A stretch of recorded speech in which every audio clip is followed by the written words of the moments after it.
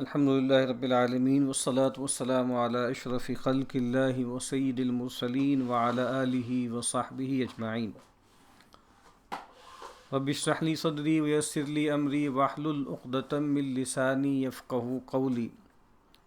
اللہم انفعنا بما علمتنا وعلمنا ما ينفعنا وزدنا علما۔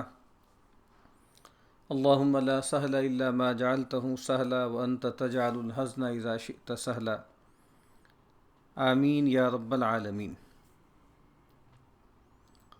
سورۃ الرعد کا ہم نے مطالعہ شروع کیا تھا، اس کا ایک رکوع ہم نے پڑھا تھا۔ یہ سورۃ مکی ہے، میں اصل میں گڑبڑا گیا تھا، یہاں پہ جو میرے پاس نسخہ ہے اس میں اس کو مدنیہ لکھا گیا ہے، تو یہ شاید غلطی ہے، یہ مکی سورت ہے۔ اعوذ باللہ من الشیطان الرجیم، بسم اللہ الرحمن الرحیم۔ اللہ یعلم ما تحمل کل انثی وما تغیض الارحام وما تزداد وکل شیء عندہ بمقدار۔ اللہ جانتا ہے جو پیٹ میں رکھتی ہے ہر مادہ، اور جو سکڑتے ہیں پیٹ اور بڑھتے ہیں، اور ہر چیز کو ہے اس پاس گنتی۔ یہاں اللہ تعالیٰ کے علم کا، اس کی قدرت کا بیان ہے، جس کو تقدیر بھی ہم بولتے ہیں۔ تو یہاں فرمایا کہ جو کچھ بھی رحم میں ہوتا ہے کسی بھی مادہ کے، کسی بھی فیمیل کے، وہ اللہ جانتا ہے، اور ہر چیز اس کے ہاں ایک خاص مقدار کے ساتھ ہے، ایک خاص گنتی کے ساتھ ہے، خاص اندازے کے ساتھ ہے۔ سورہ لقمان کے آخر میں بھی فرمایا کہ ان اللہ عندہ علم الساعہ وینزل الغیث ویعلم ما فی الارحام، اور وہ جانتا ہے جو کچھ کے رحموں میں ہے۔ ہمارے ہاں چونکہ پرانی تفسیروں میں یعلم ما فی الارحام کے حوالے سے یہ بات لکھی ہوئی ہے کہ اللہ ہی جانتا ہے کہ رحم میں کیا، جو بچہ پروان چڑھ رہا ہے وہ نر ہے یا مادہ ہے، میل ہے یا فیمیل ہے، یعنی یہ ایک چیز تھی جو اللہ تعالیٰ کے علم میں ہے۔ بہت سی اور چیزیں بھی وہ بیان کرتے ہیں، لیکن اب ہمارے یہاں آپ کو معلوم ہے، کوئی میرا خیال 40-50 سال تو ہو گئے ہوں گے، وہ جو الٹرا ساؤنڈ کا پورا ایک نظام ہے جس سے یہ پہلے سے معلوم ہو جاتا ہے، بتا لیا جاتا ہے کہ بھئی جو میل ہے یا فیمیل ہے، بیبی بوائے ہے یا گرل ہے۔ تو اس کی بنیاد پر بہت سے لوگ کہتے ہیں کہ بھئی اس سے تو لگتا ہے کہ قرآن مجید جو ہے وہ فالسیفائی ہو گیا، اور قرآن مجید یہ کہتا تھا کہ اللہ تعالیٰ ہی جانتا ہے جو کچھ کے رحم میں ہے۔ تو دیکھیے بات یہ ہے کہ جو پرانی تفسیریں ہیں انہوں نے بہت سی باتیں بیان کیں جو اللہ جانتا ہے، ان میں سے ایک بات یہ بھی تھی، لیکن یہ بات بہت ہی ثانوی ہے، ضمنی ہے۔ یہاں پہ جو فرمایا کہ اللہ جانتا ہے، اور یعلم ما فی الارحام کا کیا مطلب ہے؟ اللہ جانتا ہے کہ یہ جو بچہ پرورش پا رہا ہے یہ تولد بھی ہوگا کہ نہیں ہوگا، اس کی پیدائش بھی ہوگی کہ نہیں ہوگی، ہوگی تو کتنی مدت تک وہ جیے گا، پھر جتنا عرصہ وہ جیے گا تو کیسے اعمال کرے گا، اور پھر یہی بات کہ اس کی ڈیسٹنی کیا ہوگی، وہ سعید ہوگا یا شقی ہوگا۔ تو یعنی بچے کی جو جنس ہے اس کا معلوم ہو جانا، یہ گویا ایک بہت چھوٹا سا آپ کہہ لیں جزیہ ہے اللہ کے علم کا۔ باقی یہ چیزیں ہیں جو ظاہری بات ہے ابھی بھی اللہ کے سوا کوئی نہیں جانتا۔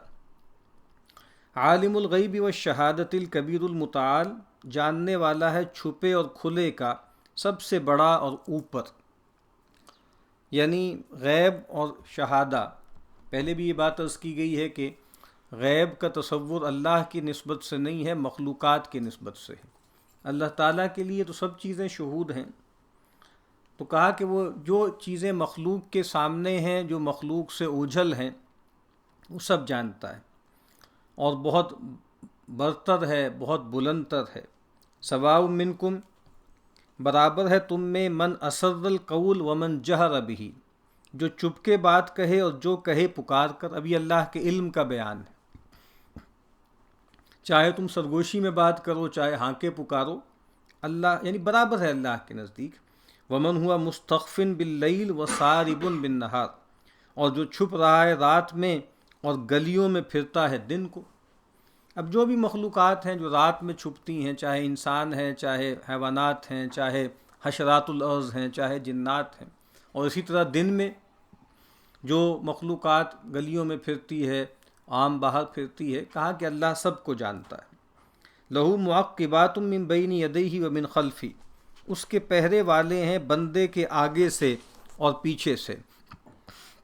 یحفظونہ من امر اللہ، اس کو بچاتے ہیں اللہ کے حکم سے۔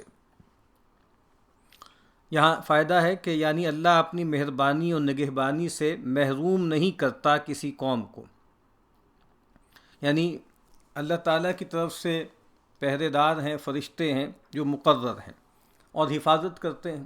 عام طور پہ ہمارے ہاں ایک محاورہ ہے، ایک چلی ہوئی بات ہے کہ موت جو ہے وہ انسان کی سب سے بڑی محافظ ہے۔ ان معنوں میں کہ بھئی جب موت کا وقت جب تک نہیں آئے گا، گویا اللہ تعالیٰ کے جو فرشتے ہیں وہ انسان کی حفاظت کریں گے، اور جب موت کا وقت آئے گا تو اللہ تعالیٰ کے فرشتے ہی انسان کو پورا وصول بھی کر لیں گے۔ ان اللہ لا یغیر ما بقوم حتی یغیروا ما بانفسہم، اللہ نہیں بدلتا جو ہے کسی قوم کو جب تک وہ نہ بدلے جو اپنے بیچ ہے۔ یہاں پر وہ کہتے ہیں کہ جب تک وہ اپنی چال اللہ کے ساتھ نہ بدلیں، یعنی اللہ تعالیٰ کسی قوم کو جو ہمیشہ سے نگہبانی اور اللہ کی جو ہے وہ مہربانی اس پر آتی ہے، اللہ تعالیٰ اس کو بدلتا نہیں ہے جب تک کہ وہ اپنا چال چلن نہ بدل دیں، اللہ کے ساتھ اپنا معاملہ نہ بدل دیں۔ یہ بات میں نے پہلے بھی عرض کی تھی، ذالک بأن اللہ لم یک مغیرا نعمۃ انعمھا علی قوم، کہ اللہ تعالیٰ کسی قوم کو جس حالت میں رکھتے ہیں، جو جس انعامات سے ان کو نوازتے ہیں، اللہ تعالیٰ اپنی رحمت، اپنی شفقت کو ان سے واپس نہیں لیتے جب تک کہ وہ خود جو ہے وہ سرکشی کا رویہ اختیار کریں، اپنے باطن کو کرپٹ نہ کر دیں۔ تو اس آیت کا مطلب یہ ہے، اس کا جو مطلب ہمارے ہاں لیا جاتا ہے کہ چاہے افراد ہوں چاہے اقوام ہوں، وہ اس وقت تک جو ہے وہ روبہ ترقی نہیں ہوتی، اس وقت تک جو ہے وہ کمال کی طرف نہیں جاتی جب تک کہ وہ اپنے اندر تبدیلی نہ پیدا کر دیں، جب تک کہ وہ اپنے اندر تبدیلی کا جو ہے وہ بیج خود نہ بو دیں۔ وہ بات اپنی جگہ ٹھیک ہوگی، لیکن اس آیت میں یہ بات بیان نہیں ہوئی۔ یہاں تو یہ بات بیان ہوئی ہے کہ اگر اللہ تعالیٰ کچھ افراد کو، کچھ لوگوں کو نوازیں، ان پر فضل و رحمت کریں، تو اپنی نگہبانی اور مہربانی اس سے ہٹاتے نہیں ہیں جب تک کہ وہ خود اپنے آپ کو کرپٹ نہ کر لے۔ وَإِذَا أَرَادَ اللَّهُ بِقَوْمٍ سُوءًا فَلَا مَرَدَّ لَهُ، اور جب چاہے اللہ کسی قوم پر برائی وہ پھر نہیں پھرتی، یعنی وہی بات ہے کہ اللہ تعالیٰ اگر ارادہ کر لیں کہ اس قوم سے خیر کو سلب کرنا ہے اور اس کے لیے اب جو ہے وہ کوئی برا معاملہ کرنا ہے، کوئی عذاب اس پر لانا ہے، کوئی آفت لانی ہے، تو کوئی اس کو لوٹا نہیں سکتا۔ وَمَا لَهُم مِّن دُونِهِ مِّن وَالٍ، اور کوئی نہیں ان کو اس بن مددگار، اس کے علاوہ کوئی مددگار نہیں ہے۔ هُوَ الَّذِي يُرِيكُمُ الْبَرْقَ خَوْفًا وَطَمَعًا، وہی ہے کہ تم کو دکھاتا ہے بجلی ڈر کو اور امید کو۔ وَيُنشِئُ السَّحَابَ الثِّقَالَ، اور اٹھاتا ہے بدلیاں بھاری، یعنی یہ جو بجلی کڑکتی ہے، گرج چمک ہوتی ہے، اس میں دونوں پہلو ہوتے ہیں، خوف بھی ہے اور طمع بھی ہے۔ طمع کیا ہے، لالچ کیا ہے کہ بھئی بارش برسے گی اور ہماری فصلیں سیراب ہوں گی، اور آج کے حوالے سے ہم کہیں تو ہمارے ڈیم بھریں گے اور گویا اللہ کی رحمت کا باعث بنے گی۔ لیکن یہ جو بجلی ہے، یہ جو کڑک ہے، گرج چمک ہے، یہ انسان کو لرزا دیتی ہے۔ آج بھی آپ دیکھیے تھنڈر سٹارم جب ہوتے ہیں اور پھر جو ہے گرج چمک ہوتی ہے تو بڑے بڑوں کے دل جو ہے وہ لرز جاتے ہیں سینے میں، اور یعنی ڈر ہے کہ بھئی بجلی گر جائے انسان پر تو انسان ختم ہو جائے۔ تو اللہ تعالیٰ کا جو نظام ہے نا، وہ جلال و جمال دونوں ساتھ ساتھ چلتے ہیں، اللہ کی مہر بھی اور اللہ کا قہر بھی، یہ گویا بالکل جیسے جوڑے کی شکل میں ہے۔ وَيُسَبِّحُ الرَّعْدُ بِحَمْدِهِ وَالْمَلَائِكَةُ مِنْ خِیفَتِهِ، اور پڑھتی ہے گرج خوبیاں اس کی اور سب فرشتے اس کے ڈر سے۔ یعنی یہ جو ہمیں لگتا ہے کہ جو گرج ہے یہ ایک کڑک ہے اور یہ خاص معاملہ ہے، یہ اصل میں اللہ تعالیٰ کی تسبیح کرتی ہے اس کی حمد کے ساتھ، اور اسی طریقے سے اللہ کے فرشتے بھی اس سے ڈرتے ہوئے لرزے کانپتے رہتے ہیں اور وہ بھی اس کی تسبیح و تحمید کرتے ہیں۔ یعنی ہم قرآن مجید میں پڑھیں گے کہ وَإِن مِّن شَيْءٍ إِلَّا يُسَبِّحُ بِحَمْدِهِ وَلَٰكِن لَّا تَفْقَهُونَ تَسْبِيحَهُمْ، کہ کوئی چیز ایسی نہیں ہے زمین و آسمان میں مگر یہ کہ وہ اللہ کی تسبیح کر رہی ہے اس کی حمد کے ساتھ، لیکن تمہیں اس تسبیح کا شعور نہیں ہے۔ وَيُرْسِلُ الصَّوَاعِقَ، اور آپ کو معلوم ہے کہ جب وحی کی روشنی جو ہے لوگوں کے ہاں مدھم پڑ جاتی ہے اور پہلے بھی میں نے عرض کیا ہے کہ پھر اپنے تخیل اور تفکر کے ذریعے وہ ایک مائتھولوجی، ایک دیومالا گھڑ لیتے ہیں، تو اس میں ان تمام چیزوں کو الگ الگ لوگ ڈیٹیز بنا لیتے ہیں، دیوتا بنا لیتے ہیں۔ یعنی بارش کو الگ سے خدا بنا لیا، اور بجلی جو کڑک رہی ہے اس کو الگ دیوتا بنا لیا۔ پھر اسی طریقے سے فرشتوں کو تو ہمیں معلوم ہی ہے کہ فرشتوں کو جو مختلف کام اللہ نے ذمہ لگائے تھے ان کو مستقل بذات گویا خدائی میں شریک قرار دے دیا۔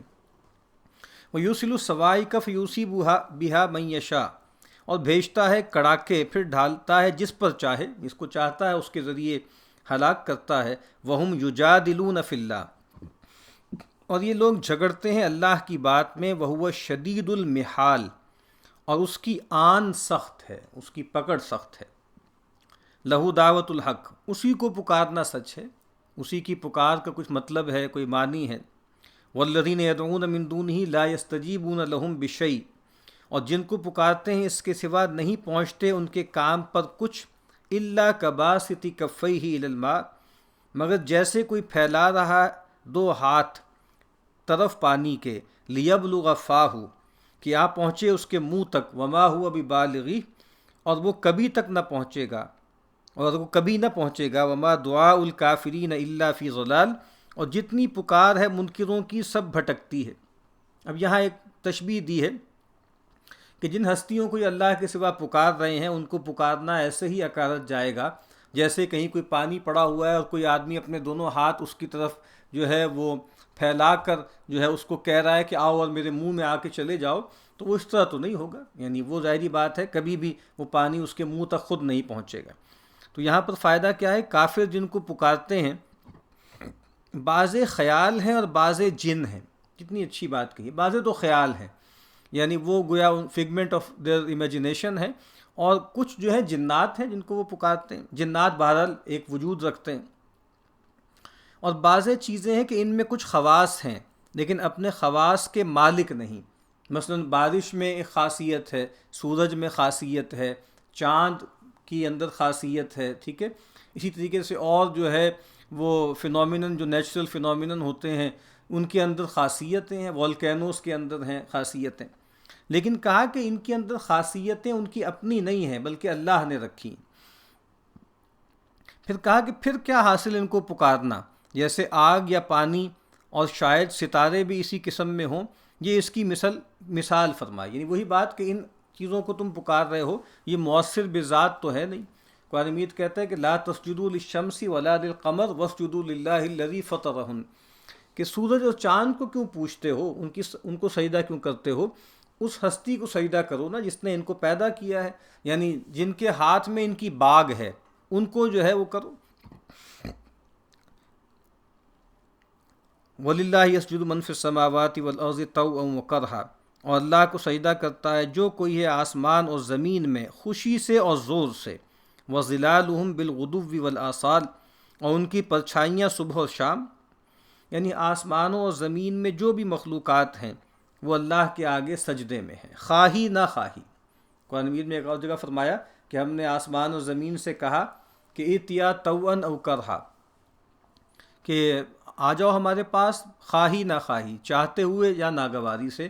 انہوں نے کیا کہا؟ اتینا طائعین، ہم آتے ہیں اطاعت گزار بن کے، آمادگی کے ساتھ۔ اور کہا کہ یہ جو لوگ ہیں جو سرکش ہوئے ہیں اللہ کی بندگی سے انکار کر رہے ہیں، کہا ان کی پرچھائیاں بھی اللہ ہی کو سجدہ کرتی۔ قل من رب السماوات والارض، یہ آیت سجدہ ہے، بعد میں سجدہ کر لیجئے گا۔ قل من رب السماوات والارض، پوچھ کون ہے رب آسمان و زمین کا؟ قل اللہ، کہہ اللہ۔ قل افاتخذتم من دونہ اولیاء، کہہ پھر تم نے پکڑے ہیں اس کے سوا حمایتی، لا یملکون لانفسہم نفعا ولا ضرا، جو مالک نہیں اپنے بھلے اور برے کے۔ یعنی جب ان سے پوچھا جاتا ہے کہ آسمانوں اور زمین کا مالک رب کون ہے تو کہتے ہیں اللہ ہی ہے۔ تو کہا پھر تم کیوں ایسا ظلم کرتے ہو، ایسی زیادتی کیوں کرتے ہو کہ اللہ کے سوا اور اپنے حمایتی تم نے بنا لی ہیں، جن کو تم کہتے ہو شفعاء ہیں، ہمارے سفارشی ہیں، اللہ کے ہاں ہمیں بچا لے جائیں گے۔ کہا کہ ان کی حالت یہ ہے کہ وہ تمہاری مدد کیا کریں گے، وہ تو اپنی جان کے بارے میں کسی فائدے اور نقصان کا اختیار نہیں رکھتے۔ قل هل يستوي الاعمى والبصیر، کہ کوئی برابر ہوتا ہے اندھا اور دیکھتا، یعنی بینا اور نابینا، بینا کون ہے؟ جو نور بصیرت رکھتا ہے اور جو وحی کی روشنی میں چلتا ہے، اور نابینا کون ہے؟ جس نے اپنے آپ کو اللہ کے ذکر سے اندھا کر دیا۔ ام حل تستوی ظلمات والنور، یا کہیں برابر ہے اندھیرا اور اجالا؟ توحید جو ہے وہ نور ہے اور شرک جو ہے وہ اندھیرے ہیں۔ ام جعلوا للہ شرکا خلقوا کخلقہ فتشابہ الخلق علیہم، یا ٹھہرائے ہیں انہوں نے اللہ کے شریک کہ انہوں نے کچھ بنایا ہے جیسے بنایا اللہ نے، پھر مل گئی پیدائش ان کی نظر میں۔ یعنی یا تو یہ ہونا کہ بھئی کئی ہیں بنانے والے، اور پھر ان کو اشتباہ ہو گیا کہ معلوم نہیں آسمان زمین اللہ نے بنایا ہے یا کسی اور معبود نے بنایا ہے، پہاڑ کسی اور نے بنائے ہیں، جانوروں کو کسی اور نے خلق کیا ہے۔ یعنی اگر تو یہ ہونا کہ بھائی ملٹیپلسٹی ہو، کہ بھائی کئی پیدا کرنے والے ہیں، پھر تو اشتباہ ہو سکتا ہے، لیکن جب پیدا کرنے والا ایک ہی ہے تو پھر کیا سوال ہے؟ قل اللہ خالق کل شیء، کہ اللہ ہے بنانے والا ہر چیز کا، وہو الواحد القہار، اور وہی ہے اکیلا زبردست۔ انزل من السماء ماء، اتارا آسمان سے پانی، فسالت اودیۃ بقدرہا، پھر بہے نالے اپنے اپنے موافق، فاحتمل السیل زبد الرابیہ، پھر اوپر لایا وہ نالا جھاگ پھولا ہوا۔ اب یہاں دو مثالیں دی ہیں۔ ایک مثال دی ہے کہ آسمان سے اللہ تعالیٰ بارش برساتے ہیں، اور پھر جو بھی ندی نالے ہیں، نہریں ہیں، دریا ہیں، سمندر ہیں، وہ اپنے اپنے ظرف کے مطابق اس پانی کو لے کر کنٹین کر کے چلتے ہیں۔ یعنی آسمان سے جو بارش آتی ہے وہ تو گویا آپ سمجھ لیجیے یکساں آتی ہے، لیکن اس کو کنٹین کرنے والے جو کنٹینرز ہیں وہ مختلف ہیں۔ تو یہاں مثال گویا وحی کی دی جا رہی ہے، قرآن مجید کی دی جا رہی ہے، اور قرآن مجید میں کئی جگہوں پر وحی کو بارش سے جو ہے وہ تشبیہ دی گئی ہے۔ تو بارش بھی زندگی کا سبب ہے، تو بارش جو پانی ہے وہ انسان کے بدن کی زندگی کا سبب ہے، تو اسی طرح وحی یا قرآن جو ہے وہ انسان کے باطن، اس کی روح، اس کے قلب کی زندگی کی جو ہے وہ علامت ہے۔ تو کہا کہ وہ یہاں پر بھی ایسا ہی ہوتا ہے، جس طرح ہم نے پہلے ایک حدیث پڑھی تھی نا کہ اللہ کے نبی نے فرمایا کہ وہ علم اور جو وحی دے کر مجھے اللہ نے بھیجا ہے، ہدایت دے کر بھیجا ہے، اس کی مثال ایسی ہی ہے جیسے بارش برستی ہے، کوئی زمین پانی کو جذب کر لیتی ہے، رویدگی لاتی ہے، کچھ پانی کو کنٹین کر لیتی ہے، کچھ بالکل بے فیضی ہوتی ہے، نہ جذب کرتی ہے نہ کنٹین کرتی ہے۔ تو یہی مثال ہے کہ بھئی اللہ تعالیٰ نے یہ وحی جو ہے اس کی شاورنگ کی ہے انسانوں کے دلوں پر۔ اب ہر دل کی اپنی صلاحیت ہے، اپنی کیپیسٹی ہے، اس کے مطابق وہ دیکھتا ہے۔ اور پھر یہ ہوتا ہے کہ بھئی اس کے اوپر جو پانی ہے، پانی کے اوپر کوئی جھاگ سا آ جاتا ہے۔ وَمِمَّا يُوقِدُونَ عَلَيْهِ فِي النَّارِ، اور جس چیز کو دھونکتے ہیں آگ میں، ابتغاء حلیۃ او متاع، واسطے زیور کے یا اسباب کے، زبد مثلو، اس میں بھی جھاگ ہے۔ اسی طریقے سے جب وہ مختلف میٹلز کو، سونے چاندی کو آگ میں تپاتے ہیں، اور تپا کر کیا ہوتا ہے کہ ان کی گندگی اور نجاست جھاگ کی شکل میں اوپر آ جاتی ہے۔ کذالک یضرب اللہ الحق والباطل، ویسا ہی یوں ٹھہراتا ہے اللہ صحیح اور غلط۔ فاما الزبد فیذهب جفاء، سو وہ جو جھاگ ہے سو جاتا ہے سوکھ کر۔ واما ما ينفع الناس، اور جو کام آتا ہے لوگوں کے، فیمکث فی الارض، سو رہتا ہے زمین میں۔ کذالک یضرب اللہ الامثال، یوں بتاتا ہے اللہ کہاوتیں۔ اب یہاں فرمایا کہ دیکھو وہ جو پانی ہے وہ گویا حق ہے، اور اس کے اوپر آنے والا کوڑا کرکٹ اور جھاگ جو ہے وہ باطل ہے۔ اسی طریقے سے وہ جو اصل سونا ہے یا اصل زر ہے وہ کیا ہے؟ وہ حق ہے، اور اوپر جو میل کچیل آ جاتا ہے وہ کیا ہے؟ وہ باطل ہے۔ تو بظاہر پانی نیچے دبا ہوتا ہے، اوپر جھاگ ہوتی ہے، گند ہوتا ہے، اور اسی طریقے سے اصل جو زر ہے وہ نیچے ہوتا ہے، اور اوپر جو نمایاں چیز ہوتی ہے وہ کیا ہوتی ہے؟ وہ جھاگ اور گندگی ہوتی ہے۔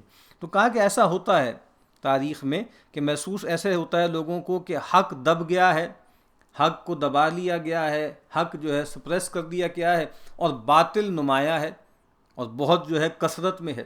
تو کہا کہ یہ ایسے ہی ہے، یہ جھاگ ہے، جس طرح قرآن مجید نے کہا نا کہ جاء الحق وزہق الباطل ان الباطل کان زہوقا، حق آ گیا اور باطل جو ہے وہ رخصت ہو گیا، اور بے شک باطل تو ہے ہی اس لیے کہ وہ پسپا ہو اور دور ہو۔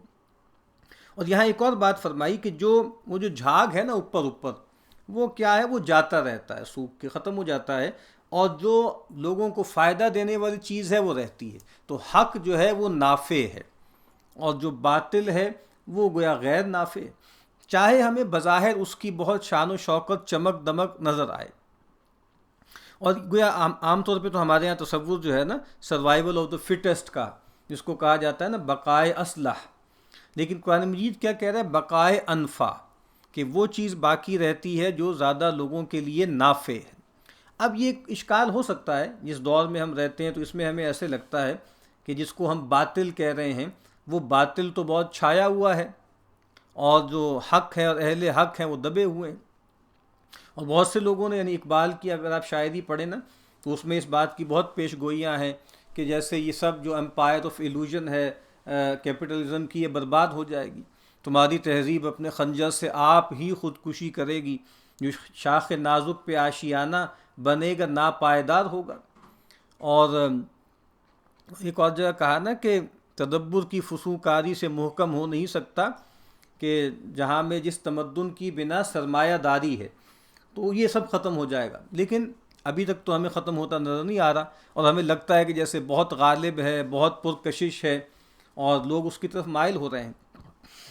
تو اس میں بھی دیکھیے بات وہی ہے کہ ہمارا جو تصور نفع ہے نا، وہ نفع ہے آخرت کے حوالے سے۔ ٹھیک ہے، دنیا میں بھی ایسا ہوتا ہے کہ اللہ تعالیٰ بعض اوقات یہ ہوتا ہے کہ کچھ عرصے کے لیے جو ہے باطل غالب ہو جائے، لیکن اس کے بعد پھر اللہ تعالیٰ جو ہے دوبارہ حق کو غالب کر دیتے ہیں۔ اور چونکہ ہمارا مسئلہ وہی ہے جو میں بار بار عرض کرتا جا رہا ہوں کہ ہم چونکہ بہت شارٹ سائٹڈ ہیں نا، تو پچھلے 150-200-300 سال کا جو سیگمنٹ ہے اس کو ہم دیکھتے ہیں، اور ہمیں لگتا ہے کہ جیسے اب حق جو ہے وہ دبا ہی رہے گا، اور یہ جو باطل کا پورا نظام ہے، یہ جو ایک پوری آپ سمجھ لیجیے امپائر ہے، یہ کیسے ختم ہوگی۔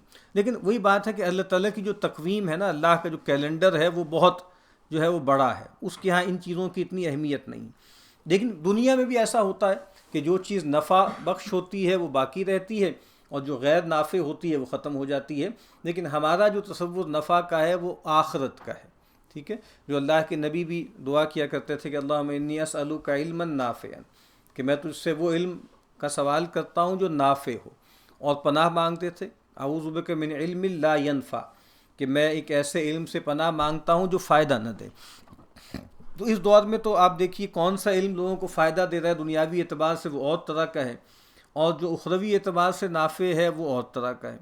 تو ہمیں جب اگر ایسی صورتحال پیدا ہو جائے، اگر تو آئیڈیل صورتحال ہو کہ بھائی جو ہے ہماری جو معاش ہے، ہمارا جو علم ہے، جو ہماری جس کو تہذیب کہتے ہیں، وہ اس میں ون ون سچویشن ہو، کہ گویا جو چیز ہم دینی اعتبار سے کر رہے ہیں وہ آخرت میں بھی نافع ہو، دنیا میں بھی برابر ہو، تو بہت اچھی بات ہے۔ لیکن اگر یہ محسوس ہو کہ دنیا میں کچھ چیزیں برابر نہیں ہو رہی، تو پھر ہمارا فوکس آخرت ہی میں ہونا چاہیے۔ پھر چاہے ٹھیک ہے ہماری بات، ہماری گفتگو یا ہمارا ڈسکورس جو ہے اگر دنیا میں نہیں چل پا رہا تو کوئی بات نہیں، یعنی اس سے کوئی فرق نہیں پڑتا، یعنی یہ ادوار آتے رہتے ہیں۔ اصل بات یہ ہے کہ انسان حق پر رہے، چاہے کوئی ایک آدمی بھی اس کا ساتھ نہ دے۔ سیدنا عبداللہ ابن عباس رضی اللہ تعالیٰ عنہ نے، یا عبداللہ ابن مسعود، دونوں میں سے کسی ایک کی طرف یہ قول منسوب ہے کہ الجماع کسے کہتے ہیں، تو انہوں نے کہا کہ اگر تم حق پر ہو نا تو تم الجماع ہو، ٹھیک ہے، ولو کان وحدک ولو کنت وحدک، چاہے تم اکیلے ہو لیکن حق پر ہو تو بس ٹھیک ہے۔ یعنی ہم پڑھا ہے کہ اللہ کے نبی نے فرمایا کہ کئی پیغمبر ہوں گے، ان کے ساتھ چند افراد ہوں گے، کچھ پیغمبر ہوں گے ان کے ساتھ ایک ہی شخص ہوگا، کوئی بھی ان کا جو ہے پیروکار نہیں ہوگا۔ تو للذین استجابوا لربہم الحسنی، جنہوں نے مانا ہے اپنے رب کا حکم، ان کو ہے بھلائی، ان کے لیے بھلائی ہے، آخرت میں بھلائی ہے۔ والذین لم یستجیبوا لہ، اور جنہوں نے اس کا حکم نہ مانا، لو ان لہم ما فی الارض جمیعا ومثلہ معہ لافتدوا بہ، اگر ان کے پاس ہو جتنا کچھ زمین میں ہے سارا، اور اس کے برابر ساتھ اس کے، سب دیں اپنی چھڑوائی میں۔ یعنی آج وہی بات کئی مرتبہ ہم یہ مضمون پڑھ چکے، جو لوگ اس دنیا میں اللہ کی پکار، اس کے پیغمبروں کی پکار، اس کے نیک صالحین بندوں کی جو دین کی دعوت ہوتی ہے، اس پکار پر لبیک کہیں گے، ان کے لیے بھلائی ہے، آخرت میں بھلائی ہے، دنیا میں بھی ہو سکتی ہے۔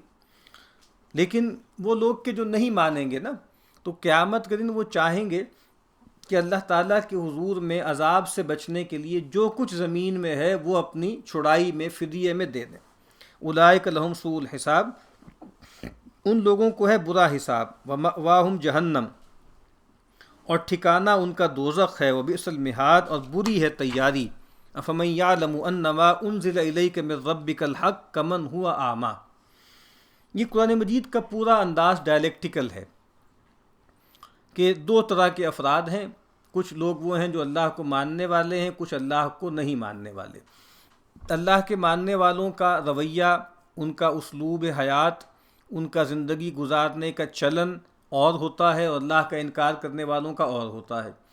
اور پھر اسی پر یہ بات گویا آپ سمجھ لیجئے قائم ہوتی ہے کہ آخرت میں بھی ان کا انجام ایک جیسا نہیں ہوگا۔ اب یہاں پر ایک کمپیریزن آ رہا ہے، بھلا وہ شخص جو جانتا ہے کہ جو کچھ اترا تجھ کو تیرے رب سے تحقیق ہے، یعنی حق ہے۔ ایک وہ شخص ہے جو یہ کہتا ہے کہ اے نبی جو کچھ آپ کی طرف نازل کیا گیا ہے آپ کے رب کی طرف سے یہ حق ہے، کمن ہوا اعمیٰ، برابر ہوگا اس کے جو اندھا ہے۔ یعنی اندھا کون ہے؟ جو اس قرآن کے آگے اندھا بنا رہا، جو اس قرآن کو پہچاننے سے انکار کر دے، پیغمبر کو پہچاننے سے انکار کر دے۔ انما یتذکر اولو الالباب، وہی سمجھتے ہیں جن کو عقل ہے۔ اب کن کو عقل ہے؟ یعنی قرآن مجید کن لوگوں کو عاقل کہتا ہے؟ وہ جو ہم نے پہلے بھی عرض کیا تھا نا، وہ انٹلیکٹ ہے، وہ عقل کلی ہے، وہ ماڈرن جو ریزن ہے، جو عقل جزئی ہے، وہ نہیں ہے۔ تو ہم دیکھتے ہیں کہ جہاں پر بھی قرآن مجید عقل مند، ہوش مند لوگوں کا تذکرہ کرتا ہے تو وہاں زیادہ تر ان کے اوصاف جو ہیں وہ جس کو ہم کہتے ہیں نا کہ ذہنی، فکری، شعوری نہیں ہوتے، بلکہ وہ زیادہ تر وجودی اور اخلاقی ہوتے ہیں۔ یعنی آگے آپ اوصاف پڑھیے نا، کہ اس کا مطلب یہ ہے کہ ہمارے ہاں عقل اور اخلاق یا علم اور اخلاق جڑے ہوئے ہیں۔ یعنی ہم کسی ایسے آدمی کو انٹلیکچوئل، دانشور، دانشجو ماننے کو تیار نہیں ہے کہ جو اخلاقی اعتبار سے کرپٹ ہے، جو اللہ کے معاملے میں بھی جو ہے وہ سرکشی کا رویہ اختیار کرتا ہے، بندوں کے حقوق کے حوالے سے بھی جو ہے وہ خیانت کرتا ہے، ڈنڈی مارتا ہے۔ اب پڑھیے وہ اوصاف کہ عقل مند لوگوں کے اوصاف کیا ہیں۔ الذین یوفون بعہد اللہ، وہ جو پورا کرتے ہیں اقرار اللہ کا۔ اللہ کا اقرار کون سا ہے؟ وہ جو عہد الست اس نے لیا، وہ جو اللہ نے پیغمبروں کے ذریعے عہد و میثاق لیا، شریعت دی۔ ولا ینقضون المیثاق، اور نہیں توڑتے اقرار، اللہ سے جو کیا ہوا معاہدہ ہے، پختہ میثاق ہے، نہیں توڑتے۔ والذین یصلون ما امر اللہ بہ ان یوصل، اور وہ کہ جوڑتے ہیں جو اللہ نے فرمایا جوڑنا۔ یعنی کیا جوڑنا؟ اللہ سے تعلق کو جوڑنا، اور خاص طور پر جو ہے وہ اللہ کے بندوں کے ساتھ جو تعلق ہے اس کو جوڑتے ہیں، اور جس کو صلہ رحمی بھی کہتے ہیں، خاص طور پہ جو خونی رشتے ہوتے ہیں۔ کیونکہ دیکھیے انسان بہرحال محدود صلاحیتیں اور محدود جذبات لے کر آتا ہے۔ اگر اس سے یہ توقع کی جاتی کہ تمام انسانیت کے ساتھ تمہیں یکساں طور پر حسن سلوک کرنا ہے یا ان کے غم کو محسوس کرنا ہے، تو یہ کوئی انڈیو سا ایک ڈیمانڈ ہو جاتی، یعنی یہ ایک ایسی فٹیگ ہوتی انسان پر جس کو وہ اٹھا نہیں سکتا۔ اصولی طور پہ یہ بات ٹھیک ہے کہ اللہ کے نبی نے فرمایا نا کہ تمام اہل ایمان کی مثال جو ہے وہ جسد واحد کی طرح ہے، کہ اگر جسم کے ایک حصے میں کہیں تکلیف ہوتی ہے تو پورا جسم جو ہے وہ تکان اور بخار محسوس کرتا ہے۔ وہ تو ایک احساس ہے، لیکن یہ بات کہ انسان کتنے لوگوں کے ساتھ تعلق کے آداب نبھا سکتا ہے، کتنے لوگوں کے حقوق ادا کر سکتا ہے، وہ بہرحال لمیٹڈ ہی ہیں۔ تو اس وجہ سے خاص طور پر جن کے ساتھ خونی رشتہ ہے، ٹھیک ہے، جو رحمی رشتے ہیں، ان کے ساتھ خصوصی طور پہ کہا گیا ہے کہ ان سے جڑنا ہے۔ اور یہ بات پہلے بھی شاید عرض کی گئی تھی کہ جب وحی کی جو روشنی ہے وہ مدھم پڑنے لگتی ہے اور انسان اپنے ذہن سے کوئی خدا کو ماننے لگتا ہے یا اس کی پوجا کا کوئی تصور قائم کرتا ہے، تو وہاں تقریباً یہ بات طے ہے کہ وہ لازماً رہبانیت کی طرف اور تبتل کی طرف جاتا ہے۔ یعنی اس کو یہ لگتا ہے کہ اللہ سے جڑنے کے لیے سب سے کٹنا ضروری ہے۔ ہمارے ہاں بھی دین میں تبتل ہے، رمضان ہے، اس میں اعتکاف ہے، قیام اللیل ہے، اور کچھ چیزیں ہیں، لیکن یہ بات کہ آدمی کا یہ مستقل حال ہو جائے اور انسان یہ سمجھے کہ بھائی جو اگر انسان خدا رسیدگی اگر کرنی ہے نا تو بندوں سے اپنے تعلق کو منقطع کرنا ہے، تو یہ تصور دین کا نہیں ہے، ٹھیک ہے۔ اور اسی لیے جو پہلے بھی ایک جملہ میں نے عرض کیا تھا نا، امام راضی کی طرف منسوب ہے، وہ کہتے ہیں کہ دین کا خلاصہ کیا ہے؟ کہ تعظیم لامر اللہ، اللہ کے امر کی تعظیم، اس پر عمل، اس کے سامنے اپنے آپ کو جھکا دینا، وہ شفقت اعلیٰ خلق اللہ، اور اللہ کی مخلوقات کے ساتھ شفقت کا معاملہ کرنا، وہ یخشون ربہم، اور ڈرتے ہیں اپنے رب سے، وَيَخَافُونَ سُوءَ الْحِسَاب، اور اندیشہ رکھتے ہیں برے حساب کا، اللہ سے ڈرتے ہیں۔ اور اللہ سے ڈرنے کا مطلب ایک تو یہ ہے کہ جی بہت ڈر ہے، جی اللہ کا بہت ڈر ہے، اللہ معاف کر دے معاف کر دے، لیکن رویوں میں کوئی تبدیلی نہیں آ رہی۔ یعنی اللہ سے ڈرنے کا کیا مطلب ہے؟ محاسبے سے ڈرنا، کہ اللہ کے سامنے جو ہے پیشی ہوگی اور اللہ تعالیٰ پوچھیں گے کہ بھئی تم نے کیا اعمال کیے۔ وَأَمَّا مَنْ خَافَ مَقَامَ رَبِّهِ وَنَهَى النَّفْسَ عَنِ الْهَوَىٰ، کہ جس نے جو اللہ کے سامنے کھڑا ہونے سے ڈرتا رہا اور اپنے نفس کو روک کر رکھا خواہشات سے، ہوا سے۔ وَالَّذِينَ صَبَرُوا ابْتِغَاءَ وَجْهِ رَبِّهِمْ، اور وہ جو ثابت رہے چاہتے توجہ اپنے رب کی، ثابت قدم رہنا، صبر کرنا جو ہے، استقامت سے جو ہے جمع رہنا۔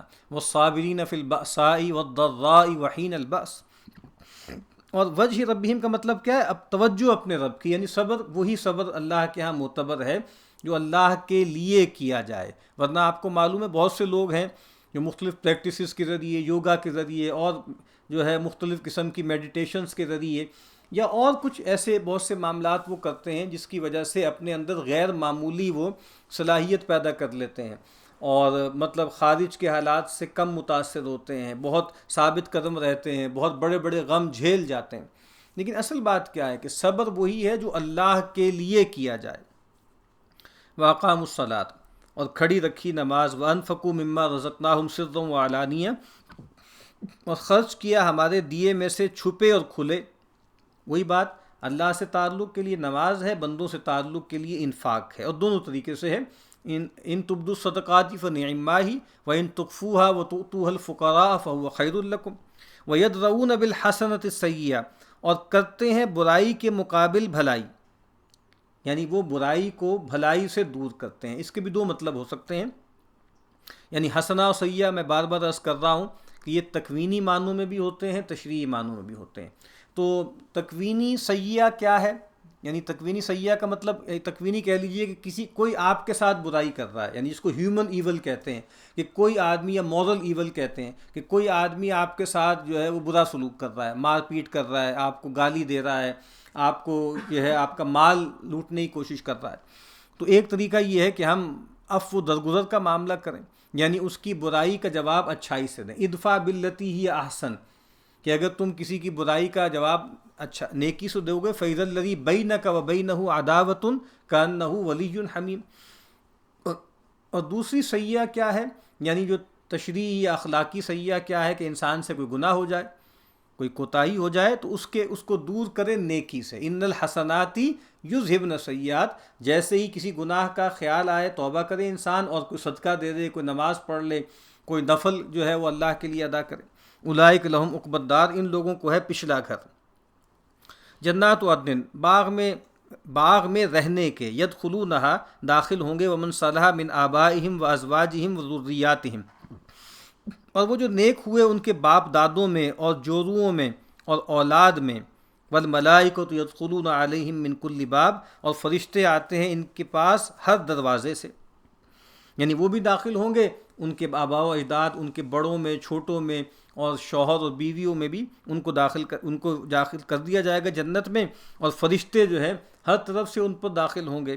سلام علیکم، کہتے ہیں سلامتی تم پر، بما صبرتم، بدلے اس کے کہ تم ثابت قدم رہے، فنعم عقبی الدار، سو خوب ملا پچھلا گھر۔ قرآن مجید میں کئی مقامات ایسے ہیں جہاں صبر ایک واحد وصف ہے کہ انسان کو جنت میں لے جانے والے بہت سے اعمال ہیں نا، پوری زندگی اس نے بسر کی اللہ کی بندگی میں، لیکن پوری دینی زندگی کا ایک جامع عنوان کیا ہے؟ صبر۔ یہاں پر بھی آپ دیکھ لیجئے، سلام علیکم بما صبرتم، تم نے صبر کیا اللہ کی اطاعت پر، ٹھیک ہے، تم نے صبر کیا اللہ کی معصیت سے بچنے میں، تم نے صبر کیا اللہ کے راستے میں دعوت و جہاد میں اور قتال میں۔ اسی لیے ایک اور جگہ فرمایا نا کہ سورہ فرقان میں، جہاں عباد الرحمن کے اوصاف بیان ہوں گے، اولئک یجزون الغرفۃ بما صبروا، کہ ان کو دیے جائیں گے جنت کے بالا خانے ان کے صبر کی وجہ سے۔ یا سورہ دہر میں فرمایا وجزاہم بما صبروا جنۃ وحریرا، کہ ان کا بدلہ ہے ان کی صبر کی وجہ سے رہنے کے لیے باغات جنت اور پہننے کے لیے ریشم۔ تو یہاں پر بھی آپ دیکھیے بما صبرتم، یہ گویا کون ہے؟ یہ اولو الالباب ہیں، یہ ان کے اوصاف ہم نے پڑھے ہیں۔ ہمیں چاہیے کہ دیکھیں کہ کون سے اوصاف ایسے ہیں جو ہم میں پائے جاتے ہیں تو اللہ کا شکر ادا کریں، جو نہیں ہیں ان کو اختیار کرنے کی کوشش کریں۔ والذین ینقضون عہد اللہ من بعد میثاقہ، اور جو لوگ توڑتے ہیں قرار اللہ کا اس کو پکا کر کر، وَيَقْطَعُونَ مَا أَمَرَ اللَّهُ بِهِ أَن يُوصَلَ، اور کاٹتے ہیں جو چیز کہا اللہ نے اس کو جوڑنا، وَيُفْسِدُونَ فِي الْأَرْضِ، اور فساد اٹھاتے ہیں ملک میں، اولئک لہم اللعنہ، ایسے لوگ ان کو ہے لعنت۔ لعنت کا مطلب کیا ہوتا ہے؟ اللہ کی رحمت سے محرومی اور دوری، وَلَهُمْ سُوءُ الدار، اور ان کو ہے برا گھر۔ اب یہ کردار ہے، یہ کردار کیا ہے؟ أَرَأَيْتَ الَّذِي يُكَذِّبُ بِالدِّينِ فَذَلِكَ الَّذِي يَدُعُّ الْيَتِيمَ وَلَا يَحُضُّ عَلَى طَعَامِ الْمِسْكِينِ فَوَيْلٌ لِّلْمُصَلِّينَ الَّذِينَ هُمْ عَنْ صَلَاتِهِمْ سَاهُونَ الَّذِينَ هُمْ يُرَاءُونَ وَيَمْنَعُونَ الْمَاعُونَ۔ اب دیکھیے ایک چھوٹی سی صورت ہے، اس میں پورا نقشہ کھینچ دیا۔ اللہ کے تعلق میں بھی ناکام، ریاکار، دکھاوا کرنے والے، اور بندوں کے تعلق میں بھی بالکل نالائق اور ناکارہ۔ اللہ یبسط الرزق لمن یشاء ویقدر، اللہ کشاد کرتا ہے روزی جس کو چاہے اور تنگ۔ وفرحوا بالحیات الدنیا، اور وہ ریجھے ہیں دنیا کی زندگی پر۔ وما الحیات الدنیا فی الآخرۃ الا متاع، اور دنیا کی زندگی کچھ نہیں آخرت کے حساب میں مگر تھوڑا برتنا۔ یہ ہے اصل مسئلہ، ہم سب کا مسئلہ بھی یہی ہے کہ ہم دنیا کی زندگی پر ریجھ گئے ہیں، اور اس کی وجہ سے جو ہماری اصل منزل ہے، جو ہمارا مقصود ہے، جو اصل وطن ہے ہمارا، جہاں ہمیں ہمیشہ کی زندگی بسر کرنی ہے، اس کو ہم نے پس پش ڈال دیا ہے۔ وَيَقُولُ الَّذِينَ كَفَرُوا لَوْلَا أُنزِلَ عَلَيْهِ آيَةٌ مِّن رَّبِّهِ، اور کہتے ہیں منکر کیوں نہ اتری اس پر کوئی نشانی اس کے رب سے۔ قُلْ إِنَّ اللَّهَ يُضِلُّ مَن يَشَاءُ وَيَهْدِي إِلَيْهِ مَنْ أَنَابَ، کہ اللہ بچلاتا ہے جس کو چاہے اور راہ دیتا ہے اپنی طرف اس کو جو رجوع ہوا۔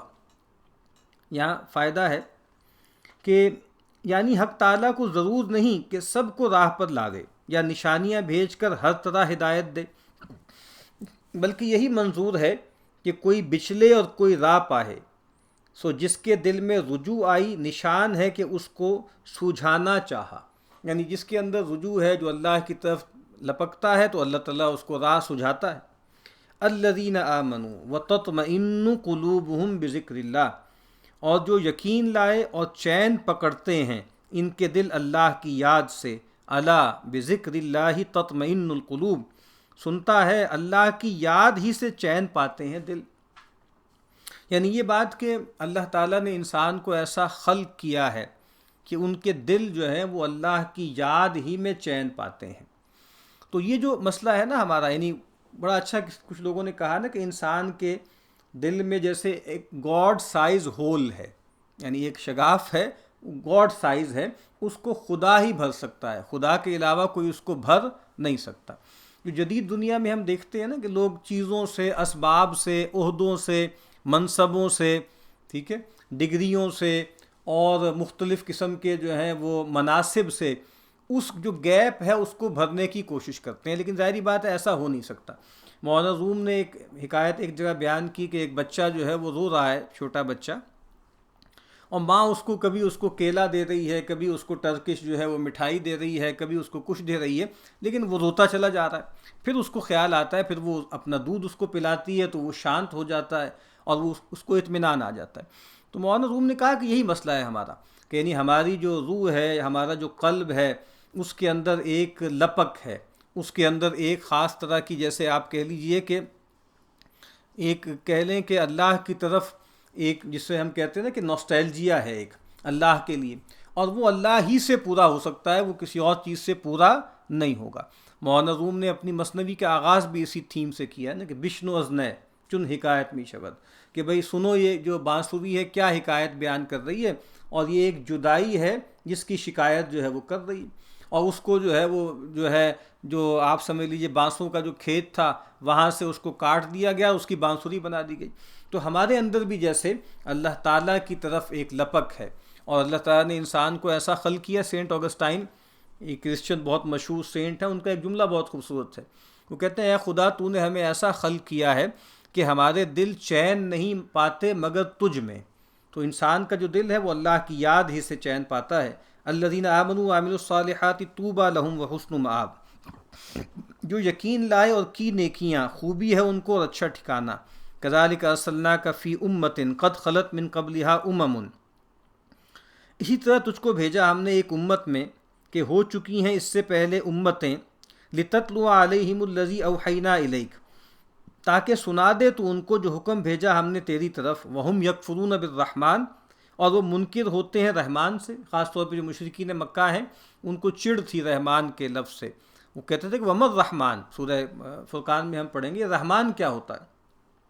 کہا قل ہوا ربی لا الہ الا ہو، تو کہہ وہی ہے رب میرا، میرا ہے کسی کی بندگی نہیں اس کے سوا، علیہ توکلت و الیہ متاب، اسی پر میں نے بھروسہ کیا ہے، اسی کی طرف آتا ہوں چھوٹ کر، لوٹ کر، پلٹ کر، رجوع کرتا ہوا۔ وَلَوْ أَنَّ قُرْآنًا سُيِّرَتْ بِهِ الْجِبَالُ، اگر قرآن ہوا ہوتا کہ چلے اس سے پہاڑ، او قطعت بِهِ الْأَرْض، یا ٹکڑے ہوئے اس سے زمین، او کلم بِهِ الْمَوْتَى، یا بولے اس سے مردے۔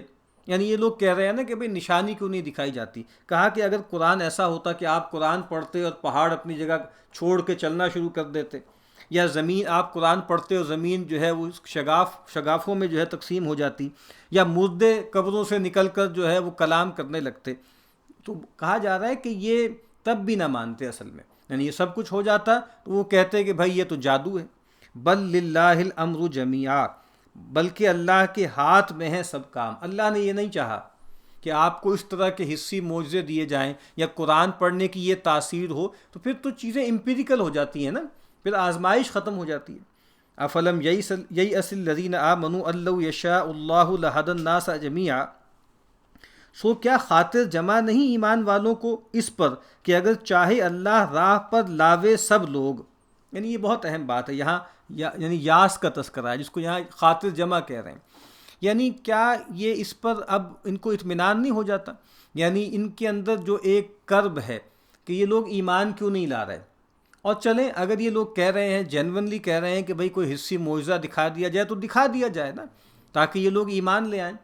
تو کہا کہ کیا اہل ایمان کو اب صبر نہیں آ جاتا، ان کی خاطر جمع اس سے نہیں ہو جاتی کہ یہ اللہ تعالیٰ کی اسکیم ہی نہیں ہے۔ یہ بات ہم قرآن مجید میں بار بار پڑھ رہے ہیں کہ اگر اللہ چاہتا تو لوگ ایک ہی امت پر ہوتے، اگر اللہ چاہتا تو یہ کفر ہی نہ کر سکتے، لیکن اللہ نے یہ چاہا ہے کہ اپنی محدود سی چاہت کو استعمال کر کے وہ اللہ کی بندگی کریں یا اللہ کا انکار کریں۔ وَلَا يَزَالُ الَّذِينَ كَفَرُوا تُصِيبُهُمْ بِمَا صَنَعُوا قَارِعَةٌ، اور پہنچتا رہے گا منکروں کو ان کے کیے پر کھڑکا، او تحل قریبا من دارہم، یا اترے گا نزدیک ان کے گھر سے، حتی یأتی وعد اللہ، جب تک پہنچے وعدہ اللہ کا، ان اللہ لا یخلف المیعاد، بے شک اللہ خلاف نہیں کرتا وعدہ۔ اس کا فائدہ کیا ہے کہ کافر مسلمان یوں ہوں گے کہ ان پر آفت پڑتی رہے گی، ان پر پڑے یا ہمسائے پر، جب تک سارے عرب ایمان میں آ جامیں وہ آفت یہی تھی، جہاد مسلمانوں کے ہاتھ سے۔ یعنی مطلب یہ ہے کہ ہزیمتیں ان کو پہنچ رہی ہیں۔ آگے ہم پڑھیں گے کہ دیکھتے نہیں کہ زمین جو ہے وہ تنگ ہو رہی ہے ان پر، اور دین کی دعوت پھیل رہی ہے، ان کی طاقت سمٹ رہی ہے، اور طرح طرح کی آزمائشیں ان پر آ رہی ہیں۔ قحط آ گیا تھا نبی صلی اللہ علیہ وسلم کے زمانے میں، اور پریشانیاں اور مصیبتیں آئی ہیں۔ تو کہا کہ لگتا یہ ہے کہ یہ اس سے متنبع نہیں ہوں گے یہاں تک کہ آخری وعدہ آ جائے، فائنل ججمنٹ آ جائے، اور وہ کہاں سے آئے گی؟ وہ مسلمانوں کی تلواروں کے ذریعے آئے گی۔ قاتلوہم یعذبہم اللہ بایدیکم وَلَقَدِ اسْتُہْزِئَ بِرُسُلٍ مِّن قَبْلِكَ، اور کہا کہ ٹھٹھا کر چکے ہیں کتنے رسولوں سے تجھ سے آگے۔ فَأَمْلَيْتُ لِلَّذِينَ كَفَرُوا، سو ڈھیل دی میں نے منکروں کو، ثُمَّ أَخَذْتُهُمْ، پھر ان کو پکڑا، فَكَيْفَ كَانَ عِقَابِ، تو کیسا تھا میرا بدلہ۔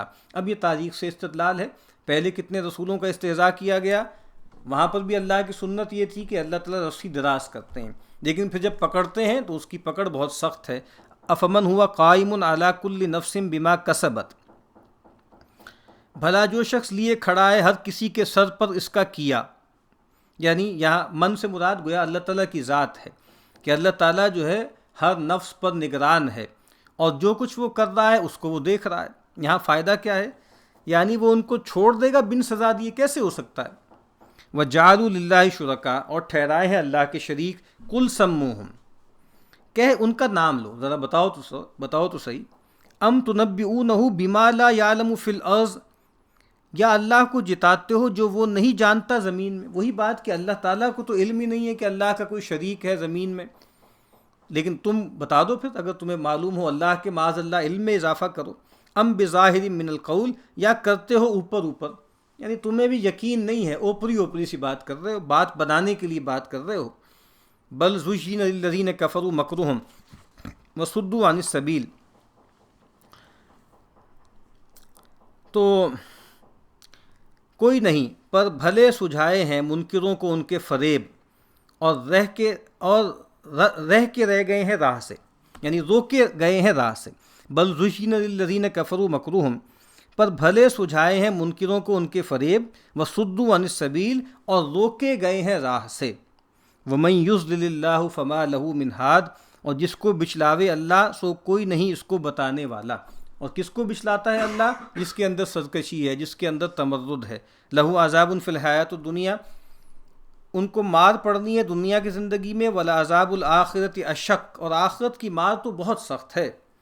وَمَا لَهُم مِّنَ اللَّهِ مِنْ وَاقٍ، اور کوئی نہیں ان کو اللہ سے بچانے والا۔ یعنی وہ عذاب فی الحیات الدنیا کیا ہے؟ وہ جو رسولوں کے انکار پر دنیا میں آتا ہے، اور آخرت کا عذاب تو ہے ہی بہت بڑا۔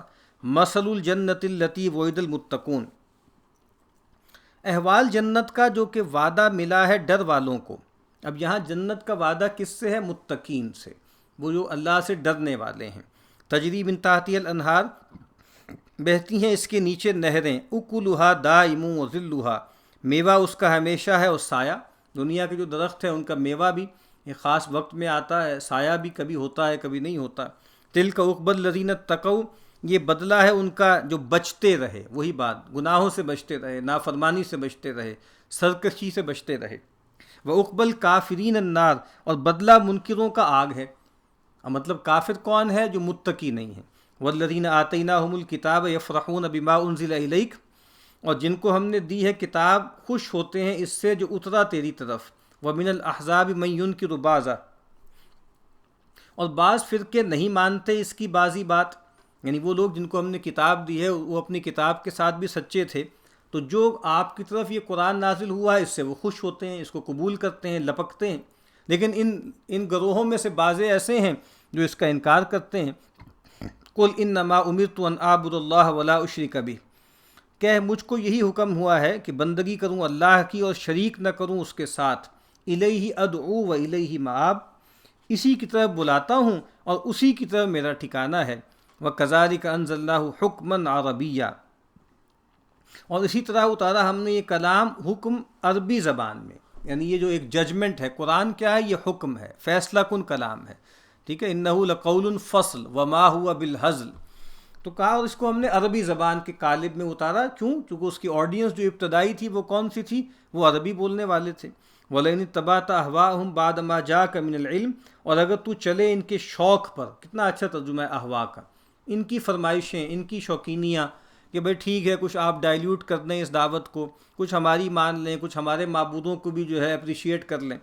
تو کہا کہ اگر آپ نے ان کی احوا پر، ان کے شوق پر آپ چلے، بعد ما جاءک من العلم، بعد اس علم کے جو تجھ کو پہنچا، قرآن آنے کے بعد، العلم آنے کے بعد، ما لک من اللہ من ولی ولا واق، کوئی نہیں تیرا اللہ سے حمایتی اور نہ بچانے والا۔ وَلَقَدْ أَرْسَلْنَا رُسُلًا مِّن قَبْلِكَ، اور بھیجے ہیں ہم نے کتنے رسول تجھ سے آگے۔ وَجَعَلْنَا لَهُمْ أَزْوَاجًا وَذُرِّيَّةً، اور دی تھی ان کو جوڑویں اور لڑکے، یعنی اور جو انبیاء تھے ان کے بھی بیویاں تھے، بچے تھے۔ اب یہ جو اعتراض کر رہے ہیں کہ یہ کیسا پیغمبر ہے جو ہے کھاتا پیتا ہے، بازاروں میں چلتا ہے، گھر گھرستی کی زندگی بسر کرتا ہے، تو کہا کہ نہیں، جو رسول بھی ہم آئے وہ رسول ایسے ہی تھے۔ وما کان لرسول ان یأتی بآیۃ الا باذن اللہ، اور نہ تھا کسی رسول کو کہ لے آوے کوئی نشانی مگر اللہ کے اذن سے۔ یعنی یہ جو کہہ رہے ہیں نا کہ پرانے نبیوں کو اہل کتاب نے ہمیں بتایا ہے کہ پرانے نبی جو آتے تھے ان کے پاس بڑی بڑی نشانیاں ہوتی تھیں، تو یہ کیوں نہیں کوئی نشانی لے آتے؟ تو ان کو بتایا جا رہا ہے کہ جو پرانے پیغمبر تھے وہ بھی اپنی مرضی سے نہیں لا سکتے تھے، ایٹ ول نہیں لا سکتے تھے نشانی، اللہ کے حکم سے آتی تھی۔ لکل اجل کتاب، ہر وعدہ ہے لکھا ہوا، ہر بات کا ایک وقت مقرر ہے، کب نشانی آنی ہے کب نہیں آنی، کب عذاب آنا ہے کب نہیں آنا۔ یمحو اللہ ما یشاء ویثبت، مٹاتا ہے اللہ جو چاہے، ویثبت، اور رکھتا ہے، وعندہ ام الکتاب، اور اسی پاس ہے اصل کتاب۔ اس کا فائدہ ہے دنیا میں ہر چیز اسباب سے ہے، بعض اسباب ظاہر ہیں بعض چھپے ہیں، اسباب کی تاثیر کا ایک اندازہ ہے، جب اللہ چاہے اس کی تاثیر اندازے سے کم زیادہ کر دے، جب چاہے ویسی ہی رکھے۔ آدمی کبھی کنکر سے مرتا ہے اور گولی سے بچتا ہے، اور ایک اندازہ ہر چیز کا اللہ کے علم میں ہے، وہ ہرگز نہیں بدلتا۔ اندازے کو تقدیر کہتے ہیں، یہ دو تقدیریں ہیں، ایک بدلتی ہے اور ایک نہیں۔ اب یہاں جو کہا ہے نا کہ اللہ تعالیٰ مٹاتا ہے جو چاہے اور رکھتا ہے جو چاہے، تو اس سے ایک تصور ہے ہمارے ہاں کہ تقدیر دو طرح کی ہوتی ہے۔ ایک کو کہا جاتا ہے کہ تقدیر مبرم ہے، بالکل پکی ہے، جس میں کوئی تبدیلی نہیں آتی، اور ایک تقدیر معلق ہوتی ہے جو آپ سمجھ لیجئے کہ ٹینٹیٹیو ہوتی ہے، کہ وہ بندہ یہ کرے گا تو یہ ہوگا، یہ کرے گا تو یہ ہوگا۔ تو اس میں بھی دیکھیے اصل میں تو یہ بات بھی تھوڑی سی جو ہے اس سے ایک مغالطہ پیدا ہوتا ہے۔ تقدیر کا ایک مطلب ہے اللہ کا علم کامل، اور تقدیر کا ایک مطلب ہے اللہ کی قدرت کاملہ۔ تو دیکھیے ابتدائی آفرینش سے لے کے اس دنیا کے خاتمے تک، اور اس کے بعد بھی جنت جہنم تک کے معاملات جو ہیں وہ سب گویا اللہ کے علم میں ہیں اور پہلے سے ہیں۔ اور یہ بات کہ انسان یہ کرے گا تو یہ ہو جائے گا، بہت سی چیزیں اسباب سے متعلق ہوتی ہیں۔ یعنی انسان جو ہے بیمار ہوگا، دوائی کھائے گا تو یہ نتیجہ نکلے گا، انسان مشکل میں پڑے گا، یہ تدبیر کرے گا تو یہ ہوگا، یہ دعا کرے گا تو یہ نتیجہ نکلے گا، صدقہ دے گا تو یہ بلا ٹل جائے گی۔ تو اس کے معاملے میں بھی یہ سمجھنا چاہیے نا کہ انسانوں کے اینڈ سے چیزیں معلق ہیں، اللہ کے اینڈ سے کوئی چیز معلق نہیں ہے۔ یعنی یہ جو ساری کنٹینجنسیز ہیں، یہ ساری کی ساری بھی جب کیمولیٹ ہو کے اینڈ ہوگا نا، وہ چیز اللہ جانتے ہیں پہلے سے، ٹھیک ہے۔ تو اللہ تعالیٰ کے ہاں کچھ چیزیں ٹینٹیٹیو نہیں ہوتی۔ ہاں ہمارے اینڈ سے جب ہم چیزیں دیکھتے ہیں تو ہمیں لگتا ہے کہ بھئی کچھ چیزیں بالکل فکس ہیں، اور کچھ چیزیں ایسی ہیں کہ جو ہمارے اسباب اور تدبیر اور دعا اور صدقہ اس کے ساتھ متعلق ہیں۔ وَإِمَّا نُرِيَنَّكَ بَعْضَ الَّذِي نَعِدُهُمْ أَوْ نَتَوَفَّيَنَّكَ، یا کبھی دکھاویں ہم تجھ کو کوئی وعدہ جو دیتے ہیں ان کو، یا تجھ کو بھر لیویں۔ فَإِنَّمَا عَلَيْكَ الْبَلَاغُ وَعَلَيْنَا الْحِسَابُ، سو تیرا ذمہ تو پہنچانا ہے اور ہمارا ذمہ حساب لینا ہے۔ یعنی جس چیز کا ہم وعدہ دے رہے ہیں کہ بھائی ان پر عذاب آئے گا یا دین غالب ہوگا، تو کہا کہ ہو سکتا ہے کہ ہم آپ کو دکھا دیں، آپ کی زندگی میں دین غالب ہو جائے، یا یہ ہو سکتا ہے کہ ہم آپ کو وفات دے دیں، اس کے بعد آپ کی قوم کو جو ہے وہ تباہ کر دیں، اس پہ عذاب لے آئیں۔ یہ ہمارا معاملہ ہے، یہ ہمارا فیصلہ ہے۔ آپ کے حوالہ معاملہ کیا ہے؟ انما علیک البلاغ، اے نبی آپ کے ذمے ہے بالکل پہنچا دینا، کھول کھول کر اس کی تبیین کر دینا۔ وعلینا الحساب، حساب لینا ہمارے ذمے ہے۔ اولم یروا، کیا نہیں دیکھتے، انا نأتی الارض ننقصها من اطرافها، کہ ہم چلے آتے ہیں زمین پر گھٹاتے اس کو کناروں سے۔ واللہ یحکم لا معقب لحکمہ، اور اللہ حکم کرتا ہے کوئی نہیں کہ پیچھے ڈالے اس کا حکم۔ وہو سریع الحساب، اور وہ شتاب لیتا ہے حساب۔ اس کا فائدہ ہے ہم چلے آتے ہیں زمین پر گھٹاتے، یعنی اسلام پھیلتا جاتا ہے عرب کے ملک میں اور کفر گھٹتا ہے، یعنی نظر آ رہا ہے کہ زمین ہم تنگ کر رہے ہیں قریش پر، مشرکین پر، اور اسلام کا جو انفلوئنس ہے وہ پھیل رہا ہے۔ وقد مکر الذین من قبلہم، اور فریب کر چکے ہیں ان سے اگلے۔ فللہ المکر جمیعا، سو اللہ کے ہاتھ ہیں سب فریب۔ پہلے جو لوگ تھے انہوں نے بھی پیغمبر کے خلاف تدبیریں کیں، سازشیں کیں، چالیں چلیں، لیکن اللہ تعالیٰ کے ہاتھ میں سب اختیار ہے، اللہ کے ہاتھ میں کل تدبیر ہے۔ یعلم ما تکسب کل نفس، جانتا ہے جو کماتا ہے ہر جی، اور یہ جو کمائی ہے یہ کمائی آخرت کے حوالے سے ہے، یہ کسب اعمال ہے، کہا جو کچھ وہ کر رہا ہے اللہ جانتا ہے۔ وَسَيَعْلَمُ الْكُفَّارُ لِمَنْ عُقْبَى الدَّارِ، اور اب معلوم کریں گے منکر کس کا ہوتا ہے پچھلا گھر، ان قریب ان کو معلوم ہو جائے گا۔ دنیا میں تو حالات مختلف چلتے رہتے ہیں، یہ اور بات ہے جو بار بار ہم عرض کر رہے ہیں، رسولوں کے باب میں اللہ کی سنت ہے کہ دنیا کا معاملہ بھی جو ہے وہ اہل تقویٰ جو ہے انہی کے ہاتھ رہتا ہے۔ الا ان حزب اللہ ہم الغالبون، یہاں تو حزب اللہ غالب آ کر رہتی ہے، لیکن ویسے عمومی طور پر یہاں دنیا میں لوگ رلے ملے رہتے ہیں، حالات بھی جو ہیں وہ اوپر نیچے ہوتے رہتے ہیں، لیکن جو پچھلا گھر ہے، جو حقیقی گھر ہے، یعنی جو جنت ہے، وہ کس کے لیے ہے؟ وہ گویا اہل ایمان ہی کے لیے، کفار کے لیے نہیں ہے۔ وَيَقُولُ الَّذِينَ كَفَرُوا لَسْتَ مُرْسَلًا، اور کہتے ہیں منکر تو بھیجا نہیں آیا، یعنی تجھے کسی نے بھیجا نہیں ہے، خود سے تو یہ بات بنا رہا ہے۔ قل کہ کفا باللہ شہیدم بینی و بینکم، اللہ بس ہے گواہ میرے تمہارے بیچ، ومن عندہ علم الکتاب، اور جس کو خبر ہے کتاب کی۔ اس کا فائدہ ہے اللہ گواہ یوں ہے کہ سچ کو بڑھاوے اور جھوٹ کو مٹاوے، اور گواہ ہے پہلی کتاب جاننے والے کہ آگے بھی اسی طرح اتری ہے کتاب۔ ومن عندہ علم الکتاب، یعنی ایک تو اللہ گواہ ہے، وہ تو ہے ہی، لیکن ایک جو اہل کتاب ہے نا، ان کے پاس اس سے پہلے کتابیں آئی ہیں، وہ بھی گواہ ہیں۔ ایک تو بتا رہے ہیں کہ نہیں، یہ کوئی نیا نویلا واقعہ نہیں ہے، پہلے بھی ہوتا رہا ہے، اور یہ مضمون بھی وہی ہے جو ہمارے پاس ہے، اور پھر سب سے بڑھ کر یہ جو پیغمبر ہیں، یہ ان کی نشانیاں ہماری کتابوں میں موجود ہیں۔ تو کہا ومن عندہ علم الکتاب، اور جس کو خبر ہے کتاب کی۔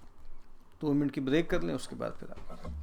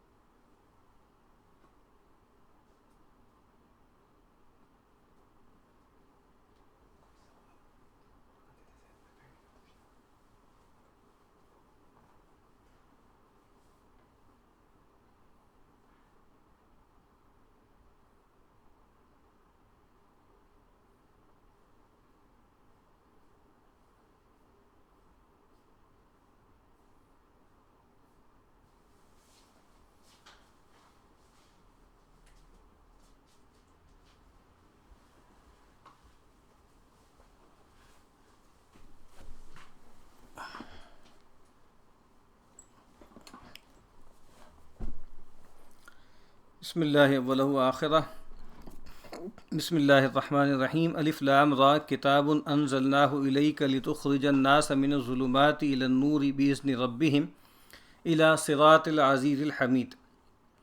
یہ سورہ ابراہیم ہے، یہ بھی مکی صورت ہے۔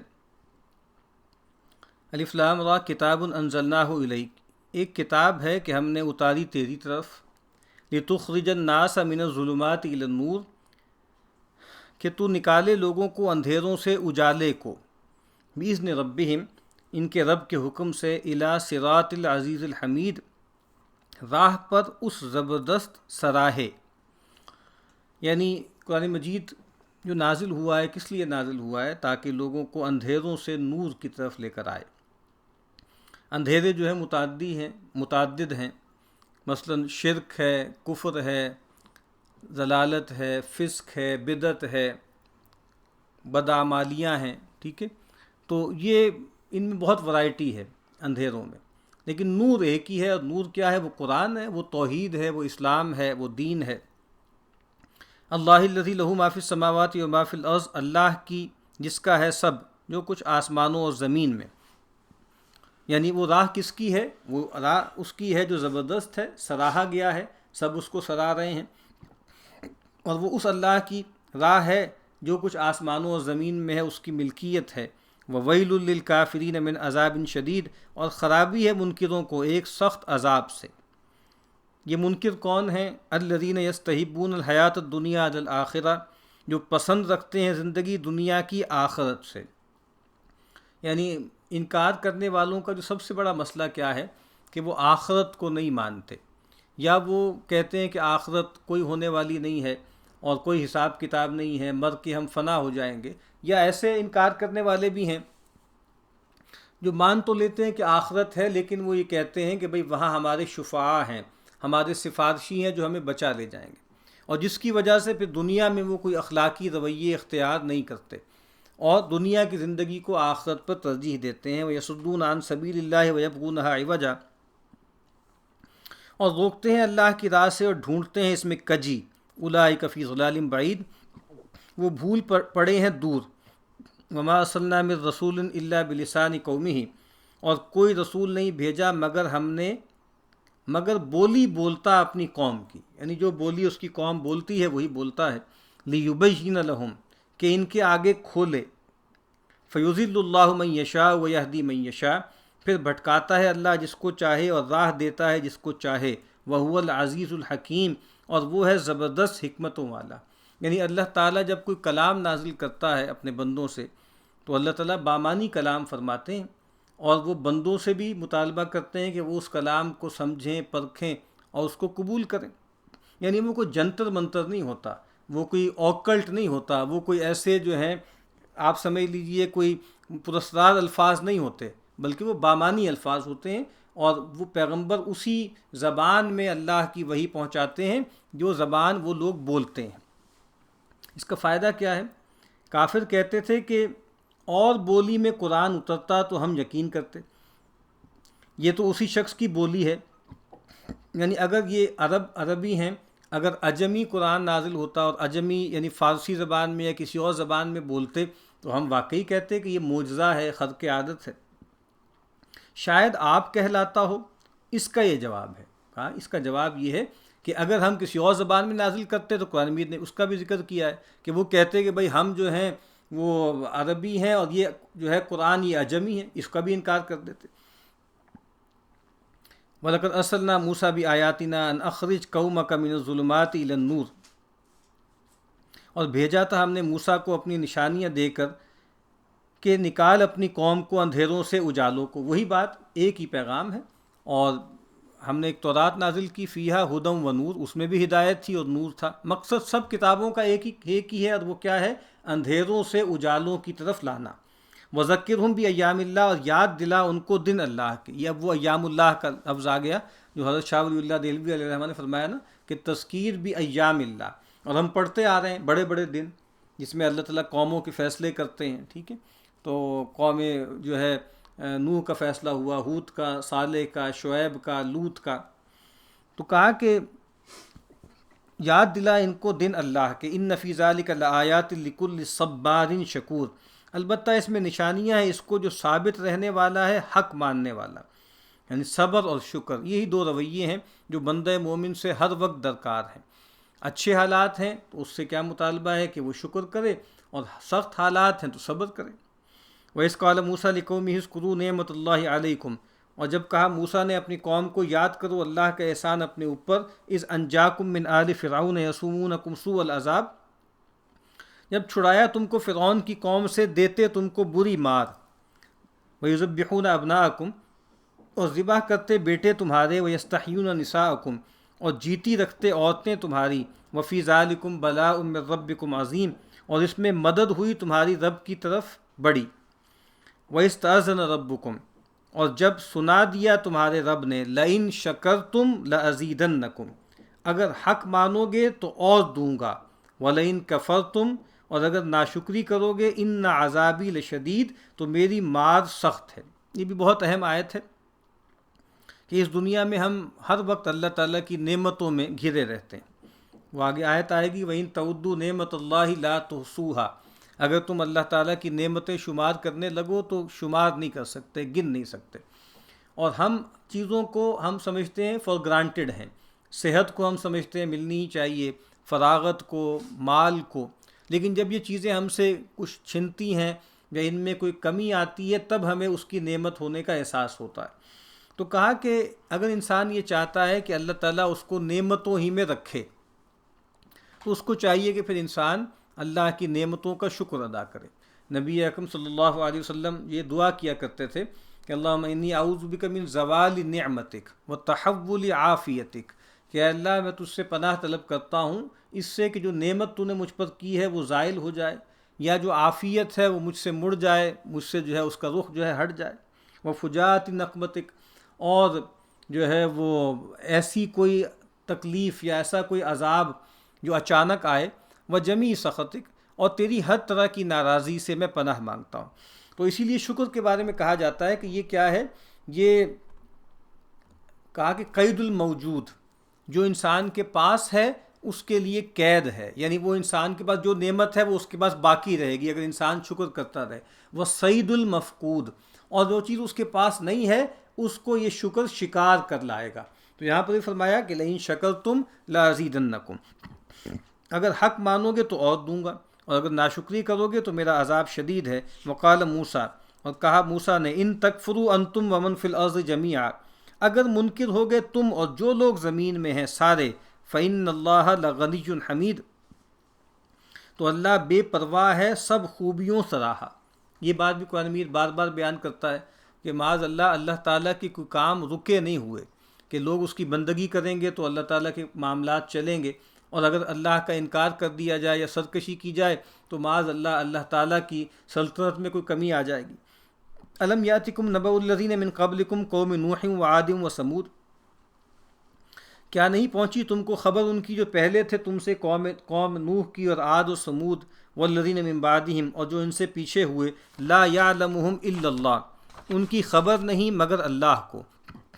جاءتہم رسلہم بالبینات، آئے ان پاس رسول ان کے نشانیاں لے کر، فردوا ایدیہم فی افواہہم، پھر الٹے دیے ان کے ہاتھ ان کے منہ میں، وقالوا انا کفرنا بما ارسلتم بہ، اور بولے ہم نہیں مانتے جو تمہارے ہاتھ بھیجا، وَإِنَّا لَفِي شَكٍّ مِّمَّا تَدْعُونَنَا إِلَيْهِ مُرِيبٍ، اور ہم کو شبہ ہے اس راہ میں جس طرف ہم کو بلاتے ہو، جس سے خاطر جمع نہیں۔ یہ جو کہا ہے نا، پھر ہم نے الٹے دیے ان کے ہاتھ ان کے منہ میں، ایک مطلب تو یہ ہے کہ بھئی رسول آئے واضح نشانیاں لے کر، تو انہوں نے رسولوں کے منہ میں ہاتھ رکھ دیا، یعنی ان کو کہا کہ آپ کلام نہ کریں۔ یہ ہے کہ ایک اپنے منہ جو ہے وہ بند کر دیے، اور حیرت سے منہ جو ہے جسے منہ میں انگلی ڈال لینا ہوتا ہے، یا یہ ہے کہ گویا حق کی گواہی دینے سے رک گئے، اپنے منہ پہ ہاتھ جو ہے وہ رکھ لیا۔ قالت رسلہم افی اللہ شک فاطر السماوات والارض، بولے ان کے رسول کیا اللہ میں شبہ ہے جس نے بنائے آسمان اور زمین، یعنی گویا یہ سب سے بڑی دلیل ہے۔ افی اللہ شک فاطر السماوات والارض، آسمانوں اور زمین کا بنانے والا اللہ، اس کے بارے میں تم شک کرتے ہو۔ یدعوکم لیغفر لکم من ذنوبکم، تم کو بلاتا ہے کہ بخشے کچھ گناہ تمہارے، ویؤخرکم الی اجل مسمى، اور ڈھیل دے تم کو ایک وعدے تک مسمى جو ٹھہر چکا ہے۔ قالوا ان انتم الا بشر مثلنا، کہنے لگے تم تو یہی آدمی ہو ہم سے، ہمارے جیسے ایک عام آدمی ہو۔ تريدون ان تصدونا عما كان يعبد آباؤنا، چاہتے ہو کہ روک دو ہم کو ان چیزوں سے جن کو پوچھتے رہے ہمارے باپ دادے۔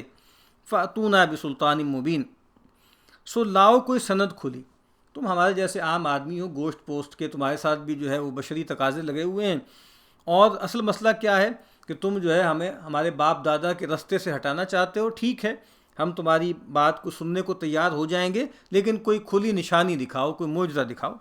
قالت لہم رسولہم، ان کو کہا ان کے رسولوں نے، ان نحن الا بشر مثلکم، ہم دیکھتے ہیں قرآن مجید میں انفرادی طور پر بھی رسولوں کا تذکرہ ہے، وہ سارے مکالمے نقل ہوئے ہیں، یہاں اجتماعی طور پر کیونکہ جواب ایک جیسے ہیں نا، پہلے ہی میں نے عرض کیا تھا، آگے قرآن مجید میں آئے گا نا کہ سورہ زاریات میں فرمایا کہ ان لوگوں کا جو رسپانس ہے بالکل ایک جیسا ہے، رویے بھی ایک جیسے ہیں۔ سبب کیا ہے؟ اتواصوا بھی، کیا یہ ایک دوسرے کو اس کی نصیحت کر کے مرے تھے کہ ہم نے پیغمبروں کو یہی جواب دیا ہے، تمہاری زندگی میں اگر پیغمبر آئیں تم بھی یہی رسپانس دینا، تم بھی یہی جو ہے آگے سے جواب دینا؟ نہیں، بل ہم قوم طاغون، بلکہ یہ لوگ سرکش لوگ، سرکش لوگ ہمیشہ ایک جیسا ان کا رسپانس ہوتا ہے۔ آج کے جو سرکش لوگ ہیں ان کے رویے بھی ایسے ہی ہیں۔ تو ان کے رسولوں نے ان سے کہا، ان نحن الا بشر مثلکم، ٹھیک ہے ہم یہی آدمی ہیں جیسے تم، ہمیں اس پہ کوئی جو ہے وہ ظاہری بات کوئی دعویٰ ہی نہیں ہے کہ ہم کوئی فرشتے ہیں۔ وَلَكِنَّ اللَّهَ يَمُنُّ عَلَى مَن يَشَاءُ مِنْ عِبَادِهِ، لیکن اللہ احسان کرتا ہے اپنے بندوں میں جس پر چاہے، یعنی ٹھیک ہے کہ ہم بشریت میں ہم اور تم جو ہے وہ اشتراک رکھتے ہیں، لیکن ایک بڑا جوہری فرق پیدا ہو گیا ہے، اور وہ کیا ہے؟ وہ یہ ہے کہ اللہ نے ہم پر احسان کیا، فضل کیا، اور سب سے بڑا فضل کیا ہے کہ اللہ نے ہم پر وحی نازل کی، ہمیں جو ہے وہ مخاطبت کا شرف بخشا۔ وما کان لنا ان نأتیکم بسلطان الا باذن اللہ، اور ہمارا کام نہیں کہ لے آویں تم پاس سند مگر اللہ کے حکم سے، وعلی اللہ فلیتوکل المؤمنون، اور اللہ پر بھروسہ چاہیے ایمان والوں کو۔ اس کا فائدہ ہے یعنی سند دیکھے سے ایمان نہیں آتا، اللہ کے دیے سے آتا ہے۔ ایک تو وہ بات کہ اللہ پر اعتماد کرنا چاہیے، اور وہی بات کہ جو رسول کے پیروکار ہوتے ہیں نا، ان کے اندر بھی یہ شدید خواہش پیدا ہو جاتی ہے کہ کیا وجہ ہے کہ بھئی بڑی نشانی نہیں دکھائی جا رہی۔ تو گویا شاہ صاحب اس کانٹیکسٹ میں کہہ رہے ہیں کہ جو اہل ایمان ہیں ان کو چاہیے اللہ پہ توکل کریں، اللہ پہ بھروسہ کریں، اللہ تعالیٰ کے اختیار میں ہے نشانی۔ ظاہری بات ہے وہ اللہ تعالیٰ کا ایک ٹول ہے نا، باقی اختیار اللہ کا کامل ہے۔ وما لنا اللہ نتوکل علی اللہ، اور ہم کو کیا ہو کہ بھروسہ نہ کریں اللہ پر، وقد ہدانا سبلنا، اور وہ سمجھا چکا ہم کو ہماری راہیں، وَلَنَصْبِرَنَّ عَلَى مَا آذَيْتُمُونَا، اور ہم صبر کریں گے ایذا پر جو ہم کو دیتے ہو، وعلی اللہ فلیتوکل المتوکلون، اور اللہ پر بھروسہ چاہیے بھروسہ والوں کو۔ یعنی اس سے یہ بات بھی معلوم ہو گئی کہ ہر پیغمبر اور ان کے جو ساتھی ہیں ان پر جو ہے وہ الزامات لگے، ان پر دار و گیر ہوئی، ان پر حملے ہوئے، ان کو پرسیکیوٹ کیا گیا، لیکن وہ یہی کہتے ہیں کہ جو تم ہمیں اذیت دے رہے ہو ہم اس پہ لازماً صبر کریں گے، ثابت قدم رہیں گے۔ وقال الذین کفروا لرسلہم، اور کہا منکروں نے اپنے رسولوں کو، لنخرجنکم من ارضنا، ہم نکال دیں گے تم کو اپنی زمین سے، او لتعودن فی ملتنا، یا پھر آؤ ہمارے دین میں۔ دو ہی آپشنز ہیں، یا تو ہم تمہیں جلا وطن کر دیں گے، مار کے نکال دیں گے، یا تمہیں اپنے آبائی دین میں واپس پلٹنا ہوگا۔ فَأَوْحَىٰ إِلَيْهِمْ رَبُّهُمْ، تب حکم بھیجا ان کو رب نے، لَنُهْلِكَنَّ الظَّالِمِينَ، ہم کھپا دیں گے ان ظالموں کو۔ وہی بات میں نے عرض کی تھی، جب ایک خاص وقت آتا ہے، ایک خاص جگہ پر بات پہنچتی ہے، دست درازی بڑھتی جاتی ہے، قتل تک کا ارادہ کر لیا جاتا ہے، پھر اللہ تعالیٰ بتا دیتے ہیں کہ بس اب کوئی دن کی بات ہے، ان پر عذاب آ جائے گا۔ وَلَنُسْكِنَنَّكُمُ الْأَرْضَ مِن بَعْدِهِمْ، اور بسا دیں گے تم کو اس زمین میں ان کے پیچھے۔ یعنی آپ دیکھیے نا کہ قرآن مجید تو آخری بات جو بتاتا ہے نا وہ یہ بتاتا ہے کہ رسول اور اہل ایمان کو نکال لیا، قوم کو تباہ کر دیا، لیکن اس کے بعد وہ جو رسول اور اہل ایمان رہ گئے ان کو پھر زمین میں تمکن ملتا ہے نا، وہ بات اس طرح فریز نہیں کی جاتی نا۔ ایک لحاظ سے تو ہر پیغمبر جو ہے وہ دنیاوی اعتبار سے بھی سرفراز ہوتا ہے نا، ٹھیک ہے وہ اس طریقے سے نہیں ہوتا کہ وہی قوم مان لیتی، لیکن اس قوم کو ہلاک کرنے کے بعد پھر زمین کی خلافت اور تمکن ان کو دیا جاتا ہے۔ ذالک لمن خاف مقامی وخاف وعید، یہ ملتا ہے اس کو جو ڈرا کھڑے ہونے سے اور ڈرا میرے ڈر کے سے، یعنی اللہ کے سامنے جو کھڑا ہونے سے ڈر گیا اور اللہ کے ڈراوے سے جو ڈر گیا، بس وہی ہے جس کے لیے یہ مرتبہ ہے۔ وَاسْتَفْتَحُوا، اور فیصلہ لگے مانگتے، وَخَابَ كُلُّ جَبَّارٍ عَنِيدٍ، اور نامراد ہوا جو سرکش تھا ضد کرنے والا۔ یعنی کہتے تھے نا مشرکین عرب بھی کہتے تھے، ان کے سردار کہتے تھے، ان کان ھذا هو الحق من عندک فامطر علینا حجارۃ من السماء او ائتنا بعذاب علیم، بار بار کہتے تھے فیصلہ کیوں نہیں آ جاتا، کیوں عذاب نہیں آ جاتا ہم پر؟ تو کہا کہ یہ کون لوگ ہیں؟ یہ سرکش ہیں، ضد کرنے والے ہیں۔ من ورائہ جہنم، پیچھے اس کے دوزخ ہے، ویسقیٰ من ماء صدید، اور پلاویں گے اس کو پانی پیپ کا، یتجرعہ، گھونٹ گھونٹ لیتا ہے، ولا یکاد یسیغہ، اور گلے سے نہیں اتار سکتا، ویأتیہ الموت من کل مکان، اور چلی آتی ہے اس پر موت ہر جگہ سے، وما ہوا بمیت، اور وہ نہیں مرتا، ومن ورائہ عذاب غلیظ، اور اس کے پیچھے مار ہے گاڑی۔ یعنی یہی جو سرکش لوگ ہیں نا، آج پیغمبروں کا مذاق اڑا رہے ہیں، سرکشی کر رہے ہیں، معاذ اللہ اللہ کو چیلنج کر رہے ہیں، یہ ان کا انجام ہونے والا ہے۔ مثل الذین کفروا بربہم، احوال ان کا جو منکر ہوئے اپنے رب سے، اعمالہم کرمات اشتدت بہ الریح، ان کے کیے جیسے راکھ زور کی چلے اس پر باؤ، فی یوم عاصف، دن کی آندھی کے، لا یقدرون مما کسبوا علی شیء، کچھ ہاتھ میں نہیں اپنی کمائی میں سے، ذالک هو الضلال البعید، یہی ہے دور بہک پڑنا۔ یعنی یہ جو کفار ہیں، یہ جو پیغمبروں کے خلاف سازشیں کر رہے ہیں، ریجمنٹیشن کر رہے ہیں، طرح طرح کی جو ہے پلاننگز کر رہے ہیں، کہا کہ ان کی ساری یہ جو مکر اور جال اور تدبیریں ہیں نا، یہ کیا ہے؟ یہ کچھ بھی نہیں ہے، یہ راکھ کی طرح ہے کہ جیسے ایک تیز جھکڑ کا دن ہو اور یہ ساری راکھ جو ہے وہ اڑ کے ختم ہو جائے۔ اور کہا جو ان کی کمائیاں ہیں ہر دو لحاظ سے، پیغمبر کے خلاف جو تدبیریں کر رہے ہیں وہ بھی سب ضائع ہو جائیں گی، اور پھر یہ دکھاوے کے شرکیہ اعمال کر رہے ہیں یہ بھی سب ضائع ہو جائیں گے، بالکل جو ہے شرک کے کھاتے میں چلے جائیں گے۔ الم تر ان اللہ خلق السماوات والارض بالحق، تو نے نہیں دیکھا کہ اللہ نے بنائے آسمان اور زمین جیسے چاہے، ان یشاء یذہبکم ویأتی بخلق جدید، اگر چاہے تم کو لے جاوے اور لاوے کوئی پیدائش نئی، وما ذلک علی اللہ بعزیز، اور یہ اللہ پر مشکل نہیں، وبرزوا للہ جمیعا، اور سامنے کھڑے ہوں گے اللہ کے سارے، فقال الضعفاء، پھر کہیں گے کمزور، للذین استکبروا، بڑائی والوں کو، انا کننا لکم تبعا، ہم تھے تمہارے پیچھے، فہل انتم مغنون عنا من عذاب اللہ من شیء، سو کچھ بچاؤ گے تم ہم سے مار اللہ کی؟ یعنی اب ظاہری بات ہے سب لوگ وہاں جمع ہے اللہ کی جناب میں، جو فالوورز تھے وہ بھی ہیں، جو ان کے لیڈرز تھے وہ بھی ہیں۔ تو اب کہا کہ جو کمزور لوگ تھے، دبے ہوئے تھے، وہ اپنے لیڈروں سے کہیں گے کہ ہم بھائی تمہارے پیروں تھے، تمہاری باتوں پہ چلتے تھے، تمہارے کہے میں ہم آ گئے تھے، تو کیا اب اللہ کا جو عذاب ہے اس میں تم ہماری کوئی بچت کر سکتے ہو؟ قالوا لو ہدانا اللہ لہدیناکم، بولے اگر راہ پر لاتا ہم کو اللہ، البتہ ہم تم کو راہ پر لاتے۔ وہ جو عربی کا ایک جو ہے محاورہ ہے نا کہ فاقد الشیء لا یعطیہ، کہ جو آدمی کوئی چیز نہیں رکھتا وہ کسی کو دے بھی نہیں سکتا۔ کہا کہ ہم خود لا خیرے تھے، بے توفیقے تھے، ہم تمہیں کیا راہ پہ لاتے۔ سواء علینا اجزعنا ام صبرنا، اب برابر ہے ہمارے حق میں ہم بے قراری کریں یا صبر کریں، ما لنا من محیص، ہم کو نہیں خلاصی۔ وقال الشیطان لما قضی الامر، اور بولا شیطان جب فیصل ہو چکا کام، ان اللہ وعدکم وعد الحق، اللہ نے تم کو دیا تھا سچا وعدہ، ووعدتکم فاخلفتکم، اور میں نے وعدہ دیا پھر جھوٹ کیا، وما کان لی علیکم من سلطان، اور میری تم پر حکومت نہ تھی، الا ان دعوتکم، مگر میں نے تم کو بلایا، فاستجبتم لی، پھر تم نے مان لیا، فلا تلومونی ولوموا انفسکم، سو مجھ کو مت الزام دو اور الزام دو اپنے تئیں، ما انا بمصرخکم وما انتم بمصرخی، نہ میں تمہاری فریاد پر پہنچوں اور نہ تم میری فریاد پر پہنچو، انی کفرت بما اشرکتمونی من قبل، میں نہیں قبول رکھتا جو تم نے مجھ کو شریک ٹھہرایا تھا پہلے، ان الظالمین لہم عذاب علیم، البتہ جو ظالم ہے ان کو دکھ کی مار ہے۔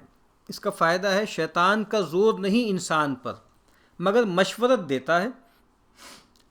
دیتا ہے بری، وہ مان یعنی اپنا گناہ ہے، یعنی مراد کیا کہہ رہے ہیں کہ جس طرح میں نے پہلے عرض کیا تھا کہ اللہ کے پیغمبروں کو اختیار نہیں ہے کہ جبراً لوگوں کو ہدایت کی راہ پر لے آئیں، اسی طریقے سے شیطان کو اور اس کی جو ذریت معنوی اور صلبی ہے اس کو بھی اختیار نہیں ہے کہ جبراً لوگوں کو گمراہی کی راہ پر لے آئیں۔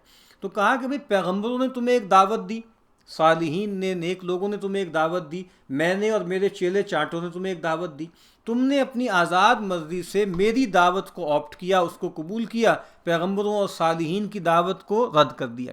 تو کہا کہ اب ہم سب جو ہے وہ اکٹھے ہیں، مشترک ہیں اس عذاب میں، نہ تم میری داد رسی کر سکتے ہو نہ میں تمہاری داد رسی کر سکتا ہوں۔ وَأُدْخِلَ الَّذِينَ آمَنُوا وَعَمِلُوا الصَّالِحَاتِ جَنَّاتٍ تَجْرِي مِن تَحْتِهَا الْأَنْهَارُ خَالِدِينَ فِيهَا بِإِذْنِ رَبِّهِمْ، اور داخل کیے جو لوگ ایمان لائے تھے اور کام کیے تھے نیک، باغوں میں بہتی ہیں نیچے ان کے ندیاں، رہا کریں ان میں اپنے رب کے حکم سے، تحیتہم فیہا سلام، ان کی ملاقات ہے وہاں سلام، ان کی گریٹنگ کیا ہے وہاں پہ سلامتی۔ دنیا میں سلام دعا ہے سلامتی مانگنے کی، وہاں سلام مبارکباد ہے سلامتی پر۔ بڑا اچھا نکتہ ہے کہ یہ جو ہم اصل میں السلام علیکم کہتے ہیں نا، تو بنیادی طور پر ہم یہ کہتے ہیں کہ تم پر سلامتی ہو، اور گویا ہم چاہتے ہیں کہ ہم بھی تم سے سلامتی میں رہیں۔ تو یہ تو جملہ ہے نا بڑا غیر معمولی ہے، یعنی آپ دیکھیے نا کہ ہم انسانوں کے اندر جیسے ایک انگزائٹی ہوتی ہے جب وہ کچھ اجنبی لوگوں کو دیکھتا ہے، ان کے سامنے آتے ہیں یا کوئی ان سے معاملہ کرنا پڑتا ہے، تو کچھ اندیشے اس کے اندر پیدا ہوتے ہیں کہ معلوم نہیں میرے ساتھ کیا کریں گے، میری جان مال آبرو ان سے محفوظ ہے یا نہیں ہے۔ تو اس لحاظ سے آپ دیکھیے نا یہ جو سلام کا لفظ ہے یہ غیر معمولی ہے۔ السلام علیکم کہہ کر گویا ہم دوسرے کو یہ گارنٹی دیتے ہیں کہ تمہاری جان مال اور آبرو کو مجھ سے کوئی خطرہ نہیں۔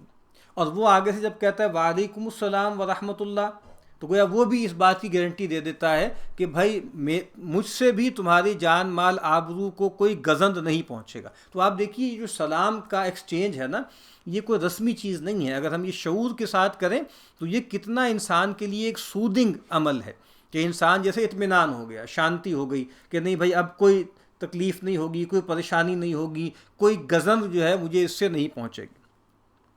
تو کہا کہ دنیا میں ہم سلامتی مانگتے ہیں نا، سلام کر کے ایک دوسرے سے، وہاں جو ہے وہ گویا نتیجہ ہے کہ ایک مبارکباد ہے کہ دیکھو ہم سلامتی میں آ گئے۔ اور اس سے یہ بات بھی واضح ہوتی ہے نا جو پہلے بھی عرض کی گئی ہے کہ اصل میں سلامتی کا جو گھر ہے نا وہ جنت ہے۔ واللہ یدعو الی دار السلام۔ دنیا سلامتی کی جگہ نہیں ہے۔ دنیا میں انسان وہ لوگ جو ہمیں لگتے ہیں کہ بظاہر بہت راحت میں بہت مگن ہیں، بہت خوش ہیں، ان کے قریب جا کر آپ دیکھیں تو کیسی کیسی ان کے ہاں ایگنیز ہیں، کیسی کیسی ان کے ہاں جو ہیں وہ پریشانیاں اور مسائل ہیں۔ الم تر کیف ضرب اللہ مثلا کلمۃ طیبۃ، تو نے نہ دیکھا بیان کی اللہ نے ایک مثال، ایک بات ستھری، جیسے کلمۃ طیبۃ ایک بات ستھری، کشجرۃ طیبۃ جیسے ایک درخت ستھرا، اصلھا ثابت اس کی جڑ مضبوط ہے، وہ فرعھا فی السماء اور ٹہنی آسمان میں، تؤتی اکلھا کل حین باذن ربھا لاتا ہے پھل اپنا ہر وقت پر اپنے رب کے حکم سے، ویضرب اللہ الامثال للناس اور بیان کرتا ہے اللہ کہاوتیں لوگوں کو، لعلہم یتذکرون شاید وہ سوچ کریں۔ اب یہاں پر جو کلمہ طیبہ ہے اس کی مثال دی ہے ایک پاکیزہ درخت کی، یعنی یہ جو کلمہ ہے توحید کا کلمہ، یہ بنیادی طور پر کیا ہے؟ کہا کہ یہ ایک درخت کی مانند ہے، وہ درخت جس کی جڑیں بہت گہری زمین میں ہیں اور جس کی شاخیں آسمان میں باتیں کر رہی۔ تو ایک بندہ مومن کے دل میں بھی گویا یہ جو کلمہ طیبہ ہے اس کی تاثیرات ایسی ہی ہوتی ہیں کہ جڑیں بہت گہری ہوتی ہیں اور پھر اس کے بعد اس کی شخصیت میں اثرات ظاہر ہوتے ہیں، پھل پھول آتے ہیں، برگ و بار آتے ہیں۔ ٹھیک ہے، تو کیا ہوتا ہے کہ پھر وہ اس کے اوپر جو ہے پھول آتے ہیں اور اس کے اوپر پتے آتے ہیں اور ثمرات آتے ہیں۔ اس کا کیا مطلب ہے کہ ایمان کا جو درخت ہے وہ کوئی ٹھوٹ درخت نہیں ہے، یعنی وہ کوئی ایسا درخت نہیں ہے کہ جس پر کوئی برگ و بار نہیں آتا، کوئی رونق نہیں آتی۔ تو کہا کہ دل میں گہرائی میں جا کر اترتا ہے اور پھر اس کی جو ہے آپ سمجھ لیجئے کہ شاخیں نکلتی ہیں۔ اور اللہ کے نبی صلی اللہ علیہ وسلم نے بھی مثال دی ہے نا کہ آپ نے کہا کہ الایمان بضع و سبعون شعبہ، کہ ایمان کی 70 سے کچھ اوپر جو ہے شاخیں ہیں، اور کہا کہ سب سے افضل کیا ہے؟ لا الہ الا اللہ، سب سے افضل سب سے گہری چیز کیا ہے؟ اور کہا کہ وَأَدْنَاهَا إِمَاطَةُ الْأَذَىٰ عَنِ الطَّرِيق، اور اس کا سب سے کم تر یا سب سے ایٹ ہینڈ کیا ہے، قریبی چیز کیا ہے؟ رستے سے اذیت والی چیز کو ہٹا دینا۔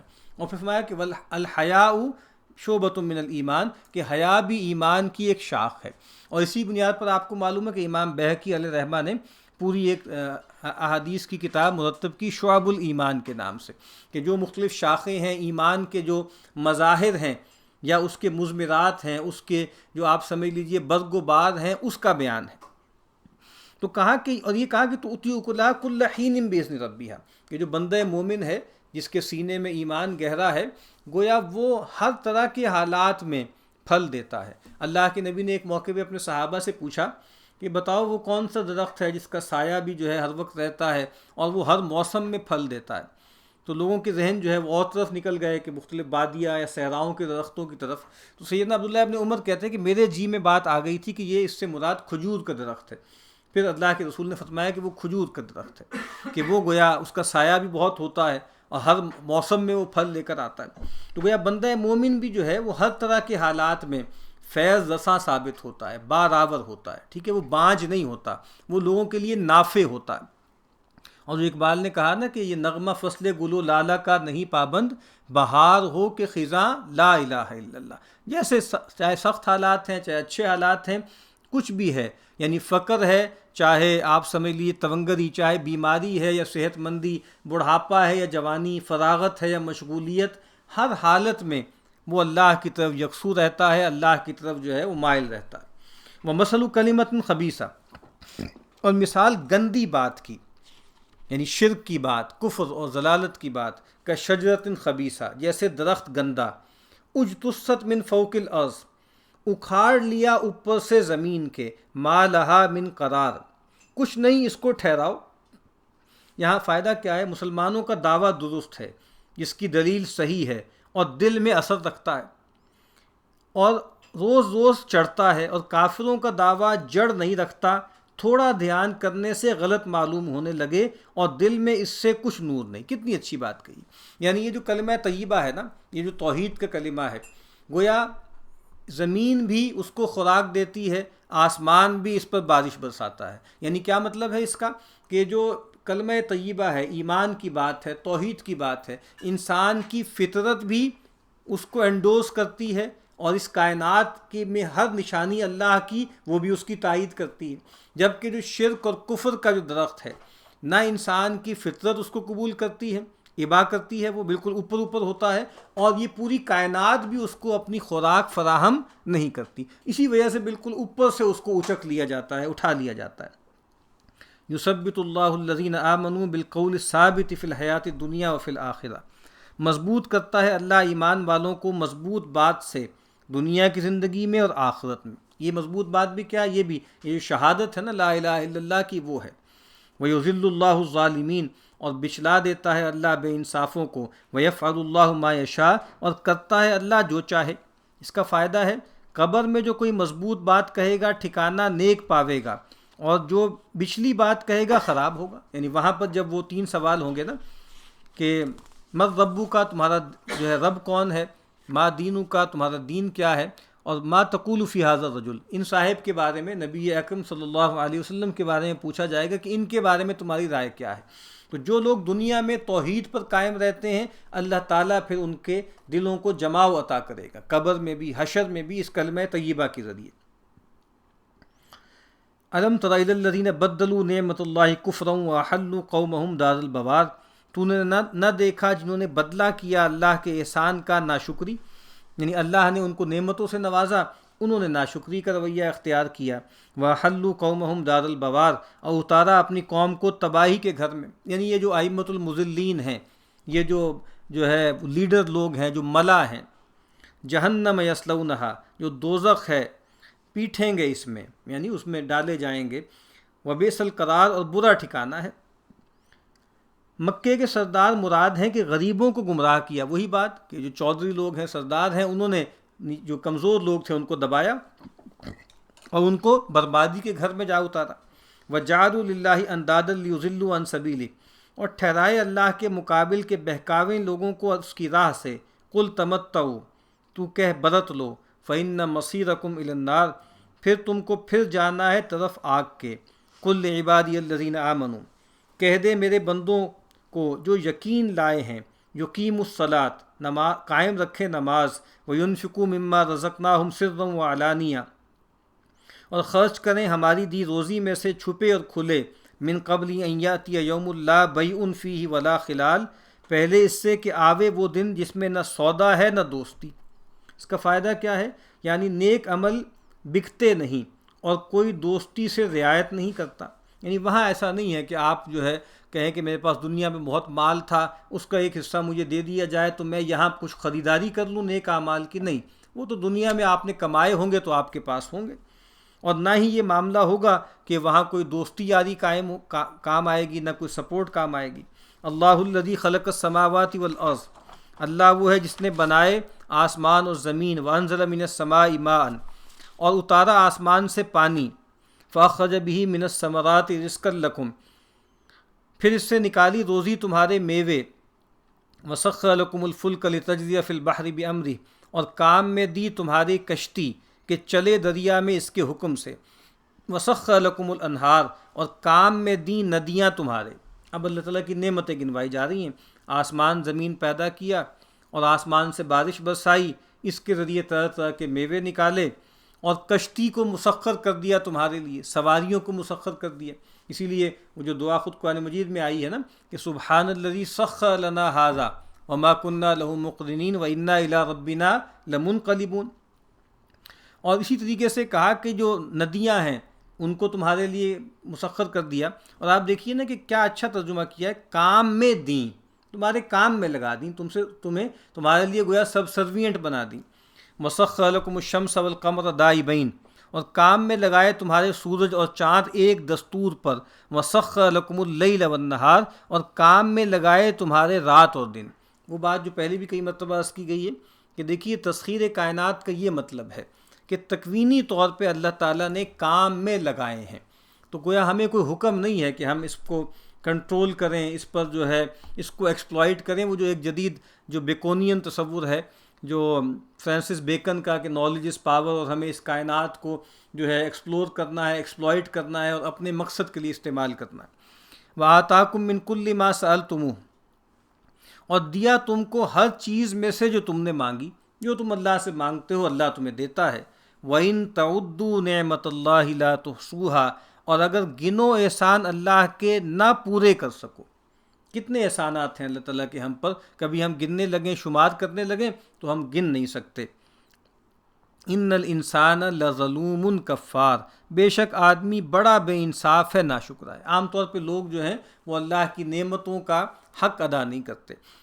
اور بے انصاف کن معنوں میں، ظالم کن معنوں میں، کہ شرک کیا ہے، سب سے بڑا ظلم ہے کہ جو کچھ دیا اللہ نے دیا، ٹھیک ہے، جان دی، صلاحیتیں دیں اور اولاد دی، مال دیا، کھیتیاں دیں، اقتدار دیا، جو کچھ بھی دیا اللہ نے دیا. لیکن کرتے کیا ہیں، اللہ کے ساتھ اور لوگوں کو جو ہے وہ ایسوسیٹ کرتے ہیں، شریک کرتے ہیں، اور کہتے ہیں یہ فلاں دیوی نے یہ چیز دی، فلاں دیوتا نے یہ چیز دی. تو کتنے ظالم ہیں اور کیسے ناشکرے ہیں. وَإِذْ قَالَ إِبْرَاهِيمُ، اور جس وقت کہا ابراہیم نے، رب اجعل هَذَا الْبَلَدَ آمِنًا، اے رب کر اس شہر کو امن کا. وَجُنُبْنِي وَبَنِيَّ أَن نَّعْبُدَ الْأَصْنَامَ، اور بچا مجھ کو اور میری اولاد کو اس سے کہ ہم پوجیں مورتی. یعنی آپ دیکھیے نا کہ سیدنا ابراہیم کا تذکرہ ہے، جو بڑے ہیں سب کے، ٹھیک ہے، وہ اہل کتاب کے بھی بڑے ہیں، یہود و نصارہ کے بھی اور مشرکین کے بھی.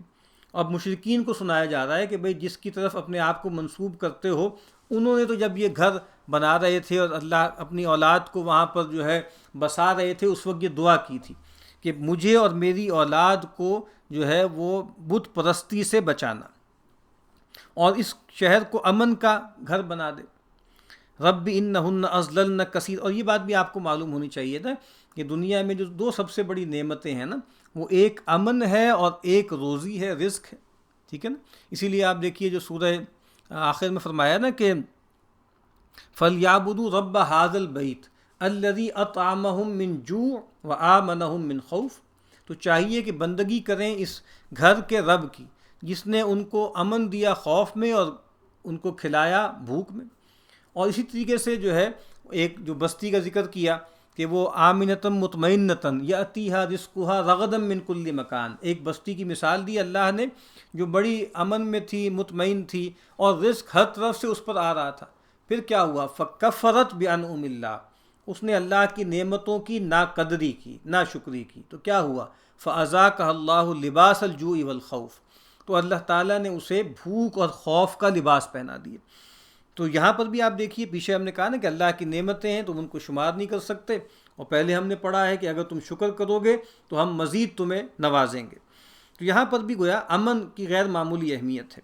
رب انہن اضللن کثیرا من الناس، اے رب انہوں نے بہکایا بہت لوگوں کو. یہ جو بت ہیں نا، یہ جو معبودان باطل ہیں جو اصل میں شیطان ہے. فمن تبعنی فانہ منی، سو جو کوئی میری راہ چلا سو وہ تو میرا ہے. ومن عصانی، اور جس نے میرا کہا نہ مانا، فإنک غفور الرحیم، سو تو بخشنے والا مہربان. بہت خوبصورت انداز ہے دعا کا، ویسے ہی انداز ہے جیسے سیدنا مسیح کا تھا، ان تعذبہم فإنہم عبادک. تو یہاں پر بھی کہا کہ جو پیروی کریں گے میری، یعنی توحید پر قائم رہیں گے، اللہ کی اطاعت کریں گے، وہ مجھ سے ہیں. اب گویا یہاں مشرکین مکہ کو سنایا جا رہا ہے کہ تمہارا اب کوئی تعلق ابراہیم سے نہیں ہے. قرآن مجید ہم پڑھ چکے ہیں، ان اول الناس بابراہیم للذین اتبعوہ، کہ ابراہیم سے جو قریب کون ہیں، ان کے والی وارث کون ہیں جو اس کی پیروی کریں. اور اب وہ کون ہے، وہذا النبی والذین آمنوا، اور کہا کہ اب یہ نبی ہیں ان کے اصل میں وارث اور جو ان کے ساتھ ایمان لائے. تو کہا کہ جو تو میری پیروی کرے گا وہ مجھ سے ہے، اور جو میری نافرمانی کرے گا، تو یہ نہیں کہا کہ پھر میرا اس سے کوئی تعلق نہیں. پھر کہا کہ چونکہ اللہ کے ساتھ معاملہ ہونا ہے، فیصلہ تو اللہ نے کرنا ہے نا، تو اب گویا پیغمبر کے اندر جو ایک رحمت اور رافت ہوتی ہے اپنی قوم یا اپنی نسل کے حوالے سے، اس کا ظہور ہو رہا ہے کہ اگر میری نافرمانی کرے تو اے اللہ تو بخشنے والا رحم کرنے والا ہے، تو پھر بھی ان کو بخش دے تو تجھے کو روک تو نہیں سکتا نا، تیری رحمت اور تیری مغفرت جو ہے وہ بیش بہا ہے۔ ربنا انی اسکنت من ذریتی بواد غیر ذی زرع عند بیتک المحرم، اے رب میں نے بسائی ہے ایک اولاد اپنی میدان میں جہاں کھیتی نہیں، تیرے ادب والے گھر پاس، یعنی ایک ایسی زمین پر جہاں پر کچھ اگتا نہیں ہے، جہاں نہ کوئی پانی کا بندوبست ہے، اور وہاں تیرا وہ گھر ہے، محترم گھر۔ اور ظاہری بات ہے کہ وہ گھر جیسے ہمیں بیان ہوتا ہے کہ سب سے پہلے سیدنا آدم نے جو ہے وہ بنایا، اس کے بعد طوفان نوح کے بعد دوبارہ سیدنا نوح نے اس کی تعمیر کی، اور پھر وہ گھر وہاں رہا ہے، لیکن اس کے بعد وہ مٹ گیا تھا نا، تو کہا کہ ہم نے ابراہیم کو دکھا دی قواعد من البیت، کہ وہ جو اس کی جہاں پہ نشانیاں تھیں، جہاں ان کی نیویں تھیں، وہ ہم نے دکھا دی۔ تو ربنا لیقیموا الصلاۃ، اے رب ہمارے تا قائم رکھ نماز، فجعل افئدۃ من الناس، اور سو رکھ بعض لوگوں کے دل تہوی الیہم، جھکتے ان کی طرف، یعنی ہم نے اے رب ہمارے تاکہ وہ لوگ جو ہے نماز کو قائم رکھیں، تو اے اللہ تو کچھ لوگوں کے دل اس طرف مائل کر دے، ابھی تو یہاں کوئی آتا نہیں، کوئی رہتا بستا نہیں، تو لوگوں کے دل اس کی طرف مائل کر دے۔ اور اب ہم دیکھتے ہیں کہ اب کیسے لوگوں کے دل اس کی طرف مائل ہوتے ہیں، یعنی ایسے لگتا ہے نا کہ جیسے ایک میگنیٹ ہے جو لگا ہوا ہے، ایک کشش ہے جو تمام دنیا سے اہل ایمان کو اپنی طرف کھینچتی ہے۔ وَارْزُقْهُم مِّنَ الثَّمَرَاتِ، اور روزی دے ان کو میووں سے، لعلہم یشکرون، شاید یہ شکر کریں۔ ربنا انک تعلم ما نخفی وما نعلن، اے رب ہمارے تو تو جانتا ہے جو ہم چھپاویں اور جو کھولیں، وما یخفی علی اللہ من شیء فی الارض ولا فی السماء، اور چھپا نہیں اللہ پر کچھ زمین میں اور نہ آسمان میں۔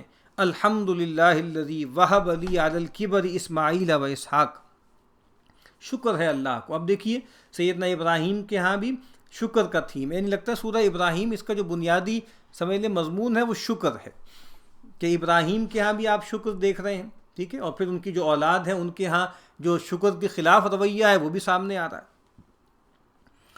شکر ہے اللہ کو جس نے بخشا مجھ کو بڑی عمر میں اسماعیل اور اسحاق، ان ربی لسمیع الدعا، بے شک میرا رب سنتا ہے پکار۔ اس کا فائدہ ہے ہم چھپاویں اور کھولیں، ظاہر میں دعا کی سب اولاد کے واسطے، اور دل میں دعا تھی منظور پیغمبر آخر الزمان کو، یعنی کہہ رہے ہیں کہ بھائی سب کے لیے دعا کی لیکن خاص طور پہ، چونکہ وہ دعا بھی کر چکے ہیں نا کہ ربنا وبعث فیہم رسولا، کہ ان میں ایک رسول مبعوث کر، تو شاہ صاحب کہہ رہے ہیں کہ جو کہا گیا نا کہ جو تو ہم ظاہر کرتے ہیں وہ بھی تو جانتا ہے، جو ہم چھپاتے ہیں وہ بھی جانتا ہے۔ جو بین السطور میری اس دعا کے ہے کہ اس پیغمبر آخر الزمان کے حوالے سے جو ہے میں دعا کر رہا ہوں، اے اللہ تو اس کو قبول کر۔ رب اجعلنی مقیم الصلاۃ ومن ذریتی ربنا وتقبل دعا، اے رب میرے کر مجھ کو قائم رکھوں نماز اور بازے میری اولاد کو، ربنا وتقبل دعا، اور اے رب ہمارے اور قبول کر میری دعا۔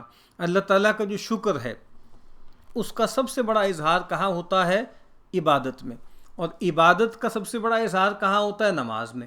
نبی اکرم صلی اللہ علیہ وسلم آپ کو معلوم ہے کہ پوری پوری رات قیام فرماتے، آپ کے پائے مبارک اس پہ ورم آ جاتا۔ جب سیدہ عائشہ نے آپ سے پوچھا کہ آپ کیوں اتنی محنت کر رہے ہیں، تو آپ نے یہی فرمایا افلا اکون عبدا شکورا، کیا میں شکر گزار بندہ نہ بنوں؟ تو یہاں پر بھی آپ دیکھیے نا کہ شکر کا بیان ہو رہا ہے، تو پھر اس شکر کا تقاضا یہ ہے کہ نماز قائم رکھیں۔ ربنا اغفر لی ولوالدی وللمؤمنین یوم یقوم الحساب، اے رب ہمارے بخش مجھ کو اور میرے ماں باپ کو اور سب ایمان والوں کو جس دن کھڑا ہوئے حساب۔ ولا تحسبن اللہ غافلا عما یعمل الظالمون، اور مت خیال کرو کہ اللہ بے خبر ہے ان کاموں سے جو کرتے ہیں بے انصاف۔ انما یؤخرہم لیوم تشخص فیہ الابصار، ان کو تو چھوڑ رکھتا ہے اس دن پر جس دن میں اوپر لگ جاویں گی آنکھیں۔ یعنی مطلب کیا ہے؟ وہی بات جو بار بار عرض کی جا رہی ہے کہ اس دنیا میں مہلت کا قانون اللہ نے جاری کیا ہے، فوری طور پر نہیں پکڑتے اللہ تعالیٰ۔ تو کہا کہ یہ مت گمان کریں کہ ظالم لوگ جو عمل کر رہے ہیں تو اللہ کو معلوم نہیں، اللہ نے مہلت دی ہے ایک دن تک جب آنکھیں جو ہیں بالکل ان کی پتھرا جائیں گی، یعنی جب وہ عذاب دیکھیں گے یا موت کا وقت آئے گا یا قیامت کو دیکھیں گے، اس وقت ان کا یہ حال ہوگا۔ مہطعین مقنعی رؤوسہم، ڈرتے ہوں گے اپنے اوپر اٹھائے اپنے سر، لا یرتد الیہم طرفہم، پھرتی نہیں اپنی طرف ان کی آنکھ، وافئدتہم ہوا، اور دل ان کے اڑ گئے ہیں۔ اس وقت ان کی حالت یہ ہوگی، آج بڑی چندرا کی باتیں کر رہے ہیں، استہزاء کر رہے ہیں، استعجال کر رہے ہیں۔ وَأَنذِرِ النَّاسَ يَوْمَ يَأْتِيهِمُ الْعَذَابُ، اور ڈراوے لوگوں کو اس دن سے کہ آوے گا ان کو عذاب۔ فَيَقُولُ الَّذِينَ ظَلَمُوا، تب کہیں گے بے انصاف، رَبَّنَا أَخِّرْنَا إِلَىٰ أَجَلٍ قَرِيبٍ، اے رب ہمارے فرصت دے ہم کو تھوڑی مدت، نجب دعوت، کہ ہم مانیں تیرا بلانا، ونتبع الرسل، اور نتبع الرسل، اور ساتھ ہوں رسولوں کے۔ یعنی اس وقت جو ہے وہ ساری تکبر اور ساری سرکشی بھول جائیں گے اور گویا درخواست کریں گے کہ تھوڑی مہلت دے دے، اب ہم جو تیری پکار ہوگی، تیرے پیغمبر پکاریں گے تو ہم مان لیں گے اور رسولوں کی پیروی کریں گے۔ اولم تکونوا اقسمتم من قبل ما لکم من زوال، تم وہی لوگ نہیں ہو، تم آگے قسم نہ کھاتے تھے کہ تم کو نہیں کسی طرح ٹلنا، تم ہمیشہ یہیں رہو گے، تمہاری سیادت اور قیادت قائم رہے گی، اور اگر کوئی آخرت ہوئی، مرنے کے بعد کوئی اور دنیا ہوئی، تو وہاں پر بھی ہم مالدار ہوں گے، وہاں پر بھی ہم چودھری ہوں گے۔ جو قرآن مجید کہتا ہے نا کہ یحسب ان مالہ اخلدا، وہ یہ خیال کرتا ہے کہ اس کا مال اس کو ہمیشگی دے دے گا، یا اس کا مال اس کے پاس ہمیشہ رہے گا۔ وَسَكَنْتُمْ فِي مَسَاكِنِ الَّذِينَ ظَلَمُوا أَنفُسَهُمْ، اور بسے تھے تم بستیوں میں انہی کی جنہوں نے ظلم کیا اپنی جان پر۔ وَتَبَيَّنَ لَكُمْ، اور کھل چکا تم کو، كَيْفَ فَعَلْنَا بِهِمْ، یہ کیسا کیا ہم نے ان پر۔ وَضَرَبْنَا لَكُمُ الْأَمْثَالَ، اور بتائیں ہم نے تم کو کہاوتیں، انہی بستیوں میں بستے تھے، انہی شاہراہوں پہ سفر کرتے تھے جہاں ان الٹی ہوئی بستیوں، ان کھنڈرات کے جو ہے نشانات تھے۔ وَقَدْ مَكَرُوا مَكْرَهُمْ وَعِندَ اللَّهِ مَكْرُهُمْ، اور یہ بنا چکے ہیں اپنا داؤ، اور اللہ کے آگے ہے ان کا داؤ۔ وَإِنْ كَانَ مَكْرُهُمْ لِتَزُولَ مِنْهُ الْجِبَالُ، اور نہ ہوگا ان کا داؤ کہ ٹل جاویں اس سے پہاڑ۔ اس کا فائدہ ہے مکے کے لوگوں نے کئی تدبیریں ٹھہرائی تھیں، حضرت کو سب مل کر قتل کریں یا قید کریں یا آپس سے نکال دیں، اسی کو فرمایا ہے کہ ان کی چالیں تو کتنی غیر معمولی تھیں اور ایسی تھیں کہ جس سے پہاڑ اپنی جگہ چھوڑ جائیں۔ فَلَا تَحْسَبَنَّ اللَّهَ مُخْلِفَ وَعْدِهِ رُسُلَهُ، سو مت خیال کر کہ اللہ خلاف کرے گا اپنا وعدہ اپنے رسولوں سے، خلاف نہیں کرتا اللہ۔ کچھ وقت لگتا ہے، بعض اوقات اتنا وقت لگتا ہے کہ وہ خیال ہونے لگتا ہے جو سورہ یوسف کے آخر میں پڑھا تھا، وَظَنُّوا أَنَّهُمْ قَدْ كُذِبُوا، تو کہا کہ نہیں، یہ گمان کبھی نہ کرنا، سوچنا بھی نہ کبھی ایسا کہ اللہ تعالیٰ اپنے رسولوں سے کیے ہوئے وعدے کے خلاف کرے گا۔ وعدہ کیا ہے کہ رسول غالب آئیں گے، سرفراز ہوں گے، اور مخالفین دنیا میں بھی ہلاک ہوں گے اور آخرت میں بھی برباد ہوں گے۔ ان اللہ عزیز ذو انتقام، بے شک اللہ زبردست ہے بدلہ لینے والا۔ یوم تبدل الارض غیر الارض، جس دن بدلی جاوے اس زمین سے اور زمین، والسماوات، اور آسمان، یہ زمین ایک اور زمین سے بدل دیا جائے گا، یہ آسمان ایک اور آسمان سے۔ وَبَرَزُوا لِلَّهِ الْوَاحِدِ الْقَهَّارِ، اور لوگ نکل کھڑے ہوں سامنے اللہ کے لیے زبردست کے، اس اللہ کے سامنے حاضر ہوں گے جو اکیلا ہے، اکیلے زبردست کے۔ وَتَرَى الْمُجْرِمِينَ يَوْمَئِذٍ مُقَرَّنِينَ فِي الْأَصْفَادِ، اور دیکھے تو گناہگار اس دن جوڑے ہوئے زنجیروں میں جکڑے ہوئے آئیں گے۔ سرابیلہم من قطران، کرتے ان کے ہیں گندک کے۔ وتغشا وجوہہم النار، اور ڈھانکے لیتی ہے ان کے منہ کو آگ۔ لیجزی اللہ کل نفس ما کسبت، تا بدلہ دے اللہ ہر جی کو اس کی کمائی کا۔ ان اللہ سریع الحساب، بے شک اللہ شتاب کرنے والا ہے، حساب جلدی حساب کرتا ہے، کیونکہ لوگوں کی جو کیلنڈر ہیں، لوگوں کی تقویم بہت لمیٹڈ ہوتی ہے، ان کو لگتا ہے کہ بہت مدت ہو گئی، کہا کہ اللہ کو کوئی دیر نہیں لگتی حساب کرنے میں۔ ھذا بلاغ للناس، یہ خبر کر دینی ہے لوگوں کو، وَلِيُنذَرُوا بِهِ، اور تاکہ چونک رہیں اس سے، خبردار ہو جائیں، وَلِيَعْلَمُوا، اور تا جانے کہ انما ہوا الہ واحد، کہ معبود ہے ایک، وَلِيَذَّكَّرَ أُولُو الْأَلْبَابِ، اور تا سوچ کریں عقل والے۔ یعنی یہ جو قرآن بیان ہو رہا ہے یہ کس لیے ہے؟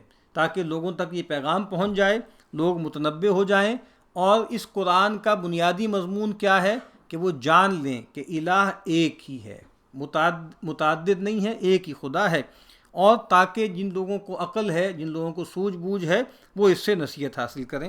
بارک اللہ لی ولکم فی القرآن العظیم ونفعنی وإیاکم بالآیات والذکر الحکیم۔